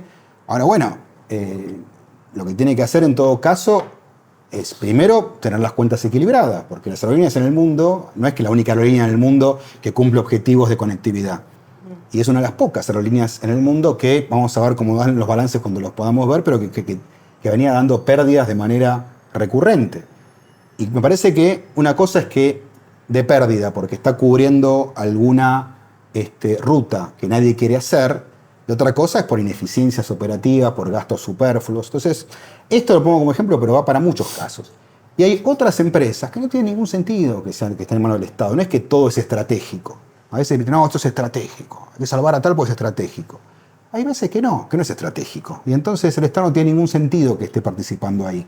Es decir, no estamos en 1950, donde si el Estado nacional acá o en Brasil o en México no se metía en un sector, el sector no se desarrollaba.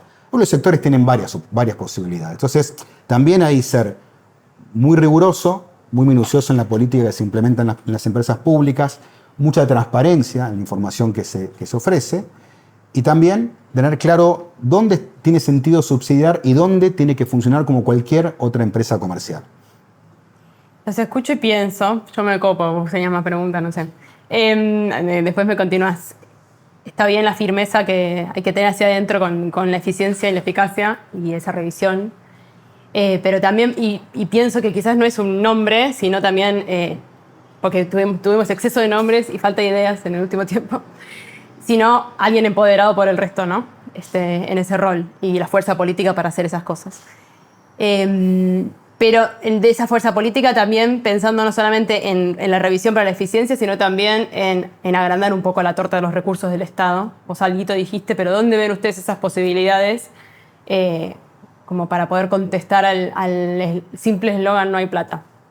Yo tengo una sola idea, que tal vez es la única que tengo, digamos, en todo este lío que se llama cómo rebalanceamos la carga tributaria en Argentina, que está muy injustamente repartida, que tiene dos patas, digamos, un palo y una zanahoria. La zanahoria me parece que es la pata que todos conocemos más, que es más conocida, que tiene que ver con que, bueno, y Argentina es un país donde probablemente una pyme enfrenta una carga tributaria más alta que una multinacional porque tiene pocas estrategias para escaparse de los fiscos provinciales, nacionales y municipales. Entonces creo que ahí hay que ir a un esquema distinto en términos de impuestos, tanto corporativos como laborales, para las compañías medianas y pequeñas.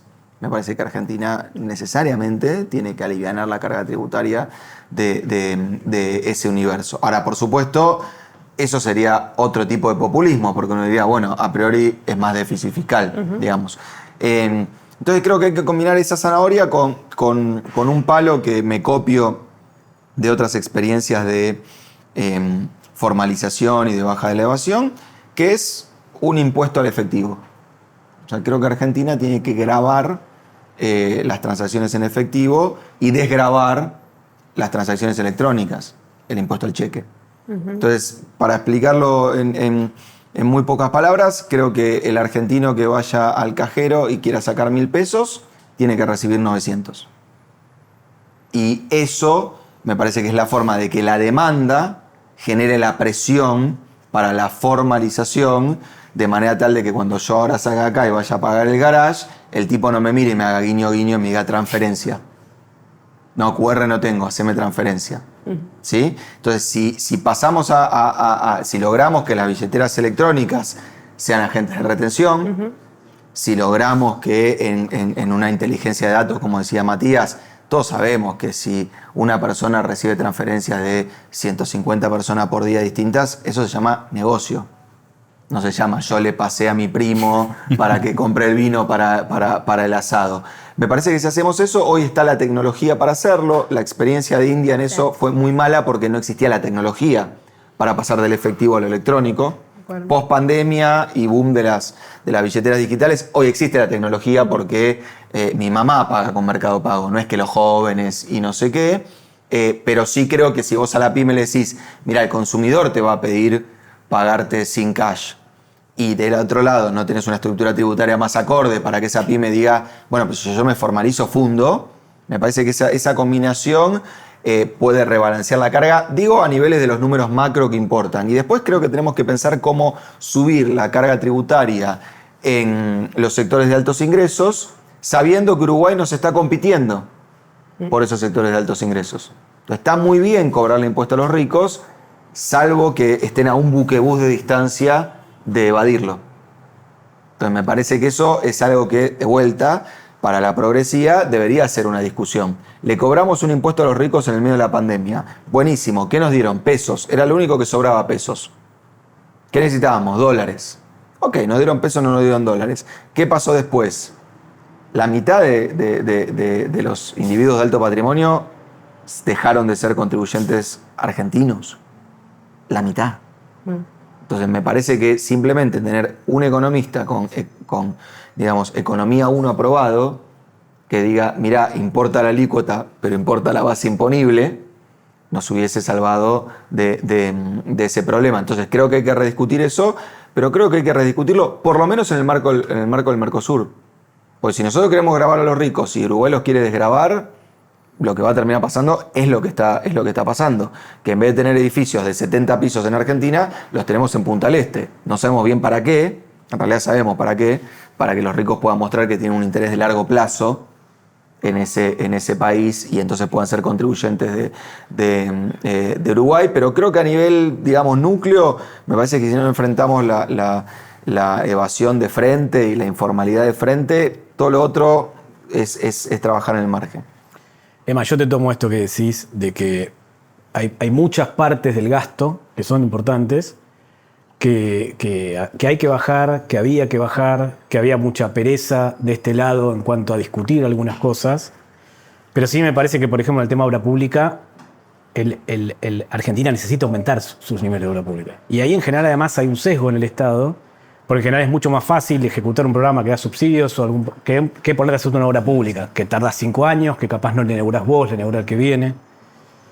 ¿Qué cosas habría que cambiar en el Estado para poder empezar a ejecutar obra pública? Argentina está lleno de ejemplos del soterramiento de Sarmiento, las hidroeléctricas del sur, de cosas que hasta tienen plata y no se ejecutan. En parte porque son de largo tiempo, entonces al final la culpa no queda en ningún lado, y en parte porque es difícil, porque necesitas armar un equipo y algún área que tenga algún nivel de profesionalidad mucho mayor que hacer un programa donde estás haciendo transferencia de ingresos. ¿Cómo lo ven esto que digo? Bueno, una parte tiene que ver con lo que hablábamos antes, ¿no? La falta de acuerdos políticos, entonces todo se vuelve cortoplacista, un horizonte muy pequeño, y empiezan las discusiones de quién tiene razón y mezquindades que creo que van en detrimento del país. Lo segundo es el tema del crédito. La verdad que financiar obras de infraestructura relevantes es absurdo financiarlo con presupuesto público. En general eso sí requiere un financiamiento a largo plazo porque son obras aparte que van a amortizarse en plazos más extensos, ¿no? Es decir, Buenos Aires tiene una red de subterráneos prácticamente estancada, más allá de lo que se le puede atribuir de impericia al gobierno de la ciudad. Digo, bueno, sin crédito, muy difícil expandir, duplicar la red de subterráneos, que es lo que debería ocurrir, ¿no? Una ciudad que fue pionera en este tipo de obras y que, bueno, hoy está siendo sobrepasada por muchas ciudades de países vecinos. Entonces, me parece que es un tema importantísimo y no quiero dejar de señalar que estoy de acuerdo con lo que dice Manuel. Creo que uno de los grandes problemas que tiene Argentina es la evasión. Hoy tenemos un problema gravísimo, que tenemos un gobierno que además alienta la evasión, que ha dicho abiertamente que los evasores son héroes. Con lo cual, bueno, ahí ya el problema se maximiza, ¿no? Que está buscando permanentemente la manera de ir reduciendo cargas impositivas sin demasiado criterio, ¿no? Que es una cuestión casi ideológica. Pero bueno, dicho esto, creo que hay mucho para trabajar en formalización. Creo que esto de estimular una economía que opere de manera electrónica es un camino interesante al respecto. Cuando uno empieza a mirar los números agregados, nada cierra con nada. Voy a decir, bueno, a ver, ¿cuántos metros de piso de construcción se vendieron en Argentina? ¿Cuántos metros de cerámico? Y decir, nada cierra con nada. Te das cuenta que hay un montón de zonas grises. Y también creo que eso implicaría, desde el punto de vista, una reforma institucional, ¿no? Siguiendo con algunas cuestiones de reforma del Estado, dentro de las autoridades impositivas, ¿no? Por ahí que, digamos, hoy me parece que la fiscalización tiene que ver mucho más con el cruce de datos, con lo electrónico, menos con tener un montón de agencias diseminadas por todo el país y más con simplemente hacer inteligencia al respecto, ¿no? Y esto tiene un montón de ejemplos que se pueden aplicar. Así que esto creo que es otro capítulo importantísimo para pensar el Estado, para pensar la eficiencia y la eficacia. Y la última en esto de agrandar un poco la base, ¿qué rol tiene para ustedes o qué posibilidad tiene el aporte de los trabajadores de altos ingresos en esa base? A mí me parece que de nuevo... Lo traigo porque es un campo de discusión también, adentro de la heterodoxia. Sí, o digamos... por el devenir político reciente, vamos a decir. Bueno, sí, lo que pasa es que Argentina tuvo la mala suerte de que convivan y se pongan de acuerdo dos degenerados fiscales, digamos, Milei y Massa, para eliminar el impuesto a las ganancias, lo cual, digamos, de la cuarta categoría, lo cual creo que nos hizo mucho daño en términos de la discusión tributaria de la Argentina. Las discusiones tributarias siempre son ideológicas y justamente dividen un país. O sea, uno sabe que la operación más sensible de toda la política económica es modificar impuestos, porque básicamente estás tocando el bolsillo de aquella persona a la cual le estás modificando los impuestos.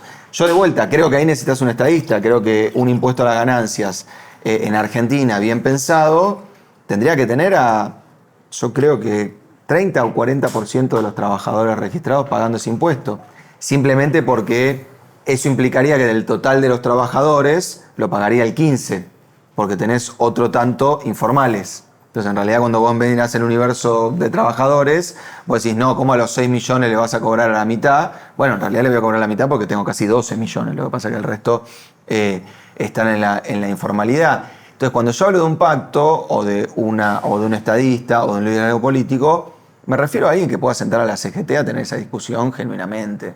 Digamos, me refiero a alguien que pueda entender que si vos tenés un trabajador petrolero cuyo salario de entrada es 6 millones de pesos y hoy tenés a las empleadas de casas particulares hace 6 meses sin paritaria porque el negociador paritario, que es el Estado, dijo yo no negocio más, que se arreglen entre privados. Bueno, si esas asimetrías no empezás a ordenarlas desde lo tributario, me parece que estamos destinados a lo que estamos viendo hoy en Argentina, que es un sálvese quien pueda. Por supuesto que no soy utópico. No creo que podamos tener una tasa Tobin, no creo que podamos tener un impuesto a las ganancias con alícuotas marginales arriba del 50%. Creo que para eso se necesita mucha fortaleza y consolidación política. Pero por lo menos arrancar por un impuesto a los ingresos razonable, que digamos el 30% de la población ocupada lo pague, me parece que es algo que no debería negociarse. Hay un impuesto que todos coinciden que es muy malo, que es ingresos brutos, pero que resulta siempre imposible sacarlo. En parte porque es parte de los recursos de las provincias, en parte porque eso posiblemente requiera rediscutir la ley de coparticipación que nunca la quiere discutir.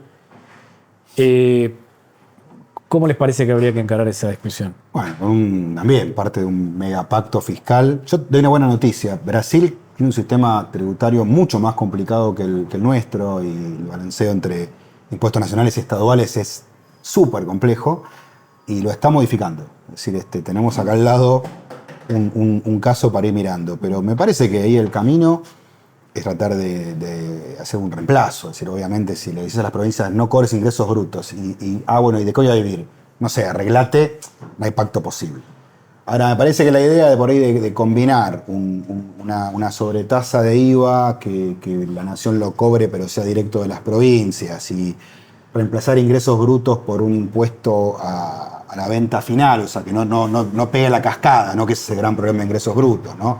Más parecido al tax estadounidense. Bueno, son alternativas para poner sobre la mesa. Lo que no se puede, evidentemente, es decirle a las provincias arreglátela porque no lo van a cumplir. Bueno, la verdad que muy interesante todo lo que se conversó y hay mucha tela para cortar. Me toca a mí hacer el cierre con 2 preguntitas finales. Una es la acordada y una la agrego yo ahora. Digo primero la sorpresa porque... No, acordada entre ustedes, nosotros no sabemos nada. No, ustedes no saben nada, acordada entre nosotros dos. Ustedes lo que todo charlamos desde antes. cero. Yo acordé que decían, no es cierto que el mejor macroeconomista de la Argentina es Emanuel. Claro, Entonces decíamos que estamos sí, todos de que acuerdo. si vamos a romper los códigos, no hay problema. No, porque te escuchaba recién, Matías, que decías esto de priorizar o de pensar la discusión entre política social y invertir en política social o invertir en política industrial. Y eso, además de tener distintos efectos, tiene un sesgo de género, ¿no? O sea, cuando vos vas para atrás con política social, en general le vas a pegar más a las mujeres. Y en la política industrial, ceteris paribus, si vos no haces nada en el medio, y sobre todo en los sectores que uno le interesa desarrollar para adelante, tenés un sesgo de género muy masculino. Minería, en 2023, lo he visto como funcionaria, era de mala suerte que entraran mujeres a algunas minas, considerado en 2023. Y lo puedo decir con otros sectores de la industria. Incluso hay estudios que muestran que en momentos buenos de la industria argentina, en general, esa brecha se agrandó. Y estamos en un estudio donde, ya conté que somos más o menos, del otro lado de las cámaras hay, creo que 9 varones y una mujer, y de este lado estoy yo sola. ¿Cuánto ustedes incorporan esta lógica, esta perspectiva en las distintas cosas que piensan de la política económica, de la política industrial, de la política macroeconómica de la Argentina? Sobre todo se los pregunto porque mientras que nosotros discutimos esto y reconocemos una vacancia de la política, de la heterodoxia económica con la agenda para adelante, a los feminismos un poco se les dijo que se le habían pasado varios pueblos en agenda. ¿Cómo lo viven ustedes? Como varones, como economistas, como papás, me pueden contestar como quieran. No, a ver, dos cosas. Primero, quiero dejar bien en claro una cosa. El gasto público no puede ser infinito. Nunca. O sea, siempre va a haber que priorizar, y yo lo que estoy diciendo es que hubo un fuerte aumento de la política social, no solamente en Argentina, en muchos países de América Latina, y un débil, muy, muy débil aumento de la política industrial. Digo, si pensamos que, yo no digo que haya que sacarle uno al otro, lo que digo es que puedan subir todos, digo, eso no se puede. Eso no lo veo factible y no quiero seguir en ese camino de, digamos buena noticia, sí, todo es posible. Bueno, no creo que sea posible en Argentina y en otros países de América Latina. Después, respecto a las políticas de género, estoy totalmente de acuerdo y me parece que no creo que sea incompatible pensar políticas productivas con perspectiva de género. De hecho, en mi experiencia en el Ministerio de Desarrollo Productivo, primero que debo decir unos pocos ministerios que tuvo paridad de género en el gabinete. Digamos. Casi ninguno tenía mitad y mitad entre varones y mujeres. Que es un tema que hay que trabajarlo, porque en general lo que te ocurre cuando vos buscas un varón es que le decís, ¿te interesaría ser subsecretario? Te dice, sí, obvio, te da un abrazo, ¿cuándo empiezo? Y cuando se ve una mujer, muchas veces te dice, y tengo que ver, tengo que consultar, y porque no sé, bueno, porque también tiene que ver con eso, ¿no? Con el patriarcado, con las inseguridades que el sistema le genera también muchas veces a las mujeres, y que es un tema que hay que trabajarlo. Y por otro lado, implementamos un montón, como 60 iniciativas de género, están documentadas. Lo que hicimos fue, no creamos una dirección de género ahí perdida como para que haga algo, sino que creamos un gabinete de género. Había una persona llamada Pablo Basaldúa que trabajaba todas las semanas con todas las áreas para ver cómo ir adaptando iniciativas entre las diferentes áreas. Así que en ese sentido creo que hay mucho para hacer. Yo no creo que se haya pasado 3 polos del feminismo, estoy totalmente en desacuerdo con esta discusión, parece absurda, de decir, el problema fue el feminismo, es falso. Obviamente, como en todas las cuestiones, así como decimos, hubo errores de apreciación en política fiscal o en política productiva o la que sea, también creo que hubo errores de apreciación o de implementación de algunas políticas de género, pero bueno, eso no significa que haya pasado 2 pueblos, significa que hay que discutir y como toda estrategia y política nueva requiere una revisión que parece que nadie puede estar en desacuerdo con esto. Así que, no, yo creo que es una parte constitutiva de la política productiva y forma parte, digamos, de lo que tiene que ser una agenda para adelante. Mi impresión es que, sobre la idea de que las revoluciones se hacen por consenso y pidiendo permiso, qué sé yo, digamos, es como que decir que la Revolución Francesa se pasó 3 pueblos, no me parece, y que hoy la derecha, digamos, vuelva a ser relevante en Francia, no es a causa de que la Revolución Francesa se pasó 3 pueblos. Entonces me parece que esa parte, y además el maniqueísmo de que porque se votaron cuestiones favorables a la equidad de género, la inflación fue la que fue, no tiene nada que ver con nada. A mí me parece que ahí hay 2 cosas. Creo que la discusión de género es una discusión necesariamente ideológica, pero que muchos pensamos que está avalada por los datos. Entonces, si es así, se necesita una decisión política de avanzar en la equidad de género, y para eso digamos, hay que hacer una revolución cultural, pero también hay que hacer una revolución económica. O sea, a las empresas les tiene que convenir contratar mujeres. A las empresas les tiene que convenir promover mujeres y a las empresas les tiene que convenir que haya mujeres en los directorios, en los puestos de management, etc. Digo, una tontería, pero YPF tiene un programa de desarrollo de proveedores en los cuales le está exigiendo a sus proveedores que la mitad de los camiones sean manejados por mujeres. Bueno, es YPF, o va a pasar o va a pasar. Creo que cuando uno piensa en lo tributario, tendría que pensar en un esquema como vemos en muchos países, donde vos básicamente pagás menos impuestos por ser más inclusivo. Me parece que ahí hay un primer incentivo que no podemos ignorar, porque si no, va a seguir pasando esto. Cuando yo digo empleadas de casas particulares, digo empleadas, porque ser empleados sería representar al 1% de ese sector. Ahora, nuevamente, cuando la política sea desgravar para contratar mujeres, van a estar todos de acuerdo.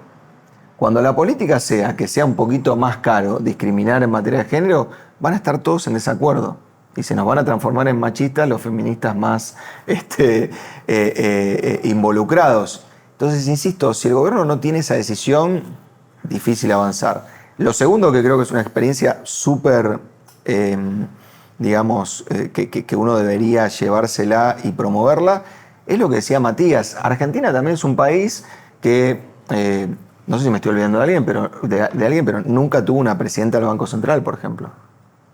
Ministra de Economía sí tuvo. Sí, te olvidaste de Mercedes Marcó el Pont. Perdón, Marcó el Pont. Bueno, justamente una excepción. Justamente una excepción.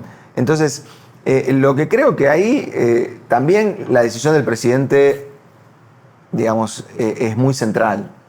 O sea, me parece que un presidente que no parta del ejemplo de tener equidad de género en su gabinete, todo lo otro lo vuelve muy débil. De la misma manera que un ministro de Economía que no tenga su plata en Argentina vuelve a su política económica muy débil. Creo que hay parte de la legislación, parte de los incentivos económicos, pero parte del ejemplo que no es el ejemplo anecdótico, sino que es el ejemplo político.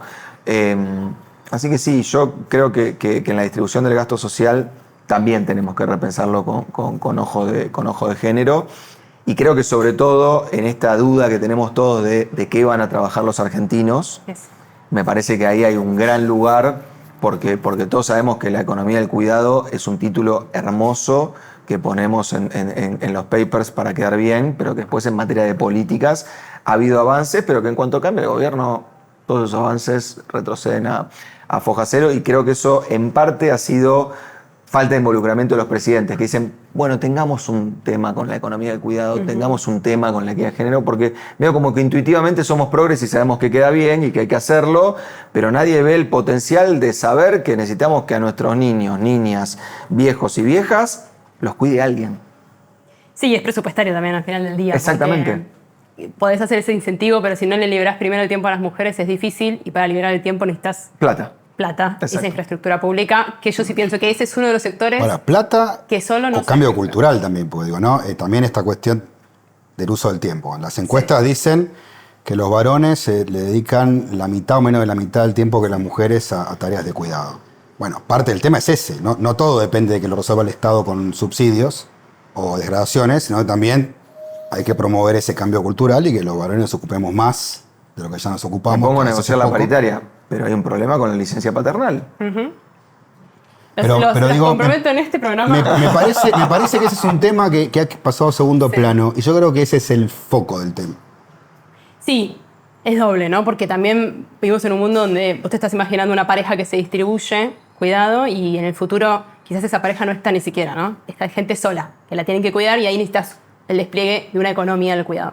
Pero les tomo el compromiso porque sí, totalmente para adelante, un poco lo que falta es los varones pidiendo por ese derecho y pidiendo por esta economía, que es un sector que va a emplear, como decía Emma. Ya deben estar enojados conmigo la producción porque esto lo metí ahí sí por una ventana, pero para ir al cierre verdadero... Esta era la no acordada. Esta es la no acordada, pero necesaria. Porque sí es un sector que veo que sin el Estado no se termina de desarrollar en la economía del cuidado, no solo en Argentina, en otras partes del mundo también. Se desarrolla muy precariamente y les dan un bono de 6.000 pesos anual, como las trabajadoras de casas particulares este año. Bueno, hablamos de muchos temas que tienen que ver con pensar para adelante ideas y no nombres, y pensar una Argentina distinta, alternativa. Y un poco está discutiendo ya no la heterodoxia económica, sino el peronismo, los peronismos, le podemos decir en plural también, cuáles son sus nuevas canciones. Hablamos de varios temas de este disco. ¿Qué otro tema le falta a este disco para ustedes? Para mí le falta, digamos, explicitar y ser honestos en que el peronismo está buscando un nuevo liderazgo después del liderazgo de Cristina Fernández de Kirchner. Eso me parece que es claro y creo que no poder explicitarlo y discutirlo abiertamente obtura, digamos, posibilidades electorales, obtura posibilidades programáticas, obtura posibilidades de alianzas. Y creo que porque estamos todos en que o Cristina vuelve a liderar o Cristina muere políticamente y no nos damos una discusión genuina en términos de algo más general que el peronismo, que es que se hace con los expresidentes, y algo más específico de este peronismo, que es cuál es el programa económico que supera el liderazgo del kirchnerismo sin romper aquellas cosas del kirchnerismo que estuvieron bien. Con lo cual, a mí me parece que la Argentina está tan rara y tan inestable, básicamente porque estamos viviendo el ocaso de dos liderazgos que marcaron, digamos, del 2001 para acá la agenda política argentina, el de Macri y el de Cristina. Y me parece que no hacernos cargo de eso y no explicitarlo es como todo el tiempo estar como disimulando el elefante en el bazar. Y la verdad que me parece que no es sano. Y no lo digo con un deseo de que el liderazgo de Cristina se extinga, desaparezca, etc. Lo digo porque está pasando. Y me parece que no poder decirlo es un problema. Y me parece que no poder internalizar que Cristina fue parte constitutiva del último gobierno fracasado del peronismo, nos mete en estos líos, digamos, que son insólitos, ¿no? En campaña, con un cierre en un lado, audio en el otro, acto en no sé dónde. Insisto, tenemos un problema tan complejo por delante, que es la introducción de los Estados Unidos en el proceso electoral de Argentina, que me parece que no poder explicitar de que, bueno, tenemos un lío. El liderazgo del peronismo está privado de libertad. La discusión sobre para dónde va el peronismo está obturada por internas palaciegas que la gente además no entiende. Eso en un marco donde no es que alguien dice, mira, no sé por qué me disputan el liderazgo, total, mi programa económico fue fantástico. Entonces la verdad que hay una cuestión de egolatría y egoísmo. No, el programa económico fue un desastre. Fracasó y hoy me parece que tenemos que hacer esa autocrítica y ese mea culpa y ese proceso de redefinición lo más urgentemente posible. Hasta que no podamos ser explícitos en eso, me parece que vamos a estar con estas cosas medio de guerra fría, mandándonos mensajes en off o en Twitter de manera indirecta y no enfrentando algo que para mí es sobre todo una responsabilidad política. Yo 3 canciones breves para no pasarnos demasiado. 1, campo. Basta de pelearnos con el campo. Absurdo. Un sector importantísimo de la economía que está en todo el país, que produce un montón de bienes y un montón de productores, que alimenta un montón de ciudades y pueblos de la Argentina. Tengamos un diálogo constructivo con el campo, basta de acusarlo de lo que no son. En todo caso, si hay alguno que no te gusta, bueno, déjalo a un costadito, pero pensémoslo como un sector importantísimo para el desarrollo nacional. Segundo tema, minería. También discutamos la cuestión ambiental, todo lo que hay que hacer para hacer bien minería, pero alejémonos de las posiciones de que hay que prohibirla, queremos que los salmones, así basta. La cuestión ambiental es produzcamos bien cuidando el ambiente. Prohibir es de las decisiones más absurdas y más aún en un país que tiene estas limitaciones de la Argentina. Y el tercero, el más polémico, Galperín. Cuando tuitea es un energúmeno, es insoportable, dice boludeces, no hay ninguna duda. Ahora, tiene una empresa muy importante, que invierte un montón, que genera empleo. Agarrémonos de eso. Vamos en todo caso a conversar, a negociar para que invierta más en Argentina, para que el sector de tecnología nos ayude también a digitalizar la industria, a mejorar el sector público. Creo que tiene mucho para ayudarnos a que el sector público sea más eficiente y eficaz, justamente generando tecnologías de información que modernicen el sector público. Termina la ley de economía del conocimiento 2029, no la renovemos, basta. Ya está, todos los políticos la votan y después dicen qué barbaridad. Bueno, no la renovemos. En todo caso, hagamos proyectos con las tecnológicas para modernizar el Estado y modernizar la industria. Y ese sea el eje, más allá de las cuestiones personales que pueda haber con alguna persona. Excelente, clarísimo. No sé, Gonza, si quieres decir algo más. No, me parece que estuvo muy buena la charla. Gracias a los dos. Gracias a Y ustedes. bueno, nos toca ahora la parte de los auspicios. Nos auspicia de Barricas con este vino muy bueno, Tierra del Fuego. Y bueno, nada, muchas gracias. Gracias a ustedes.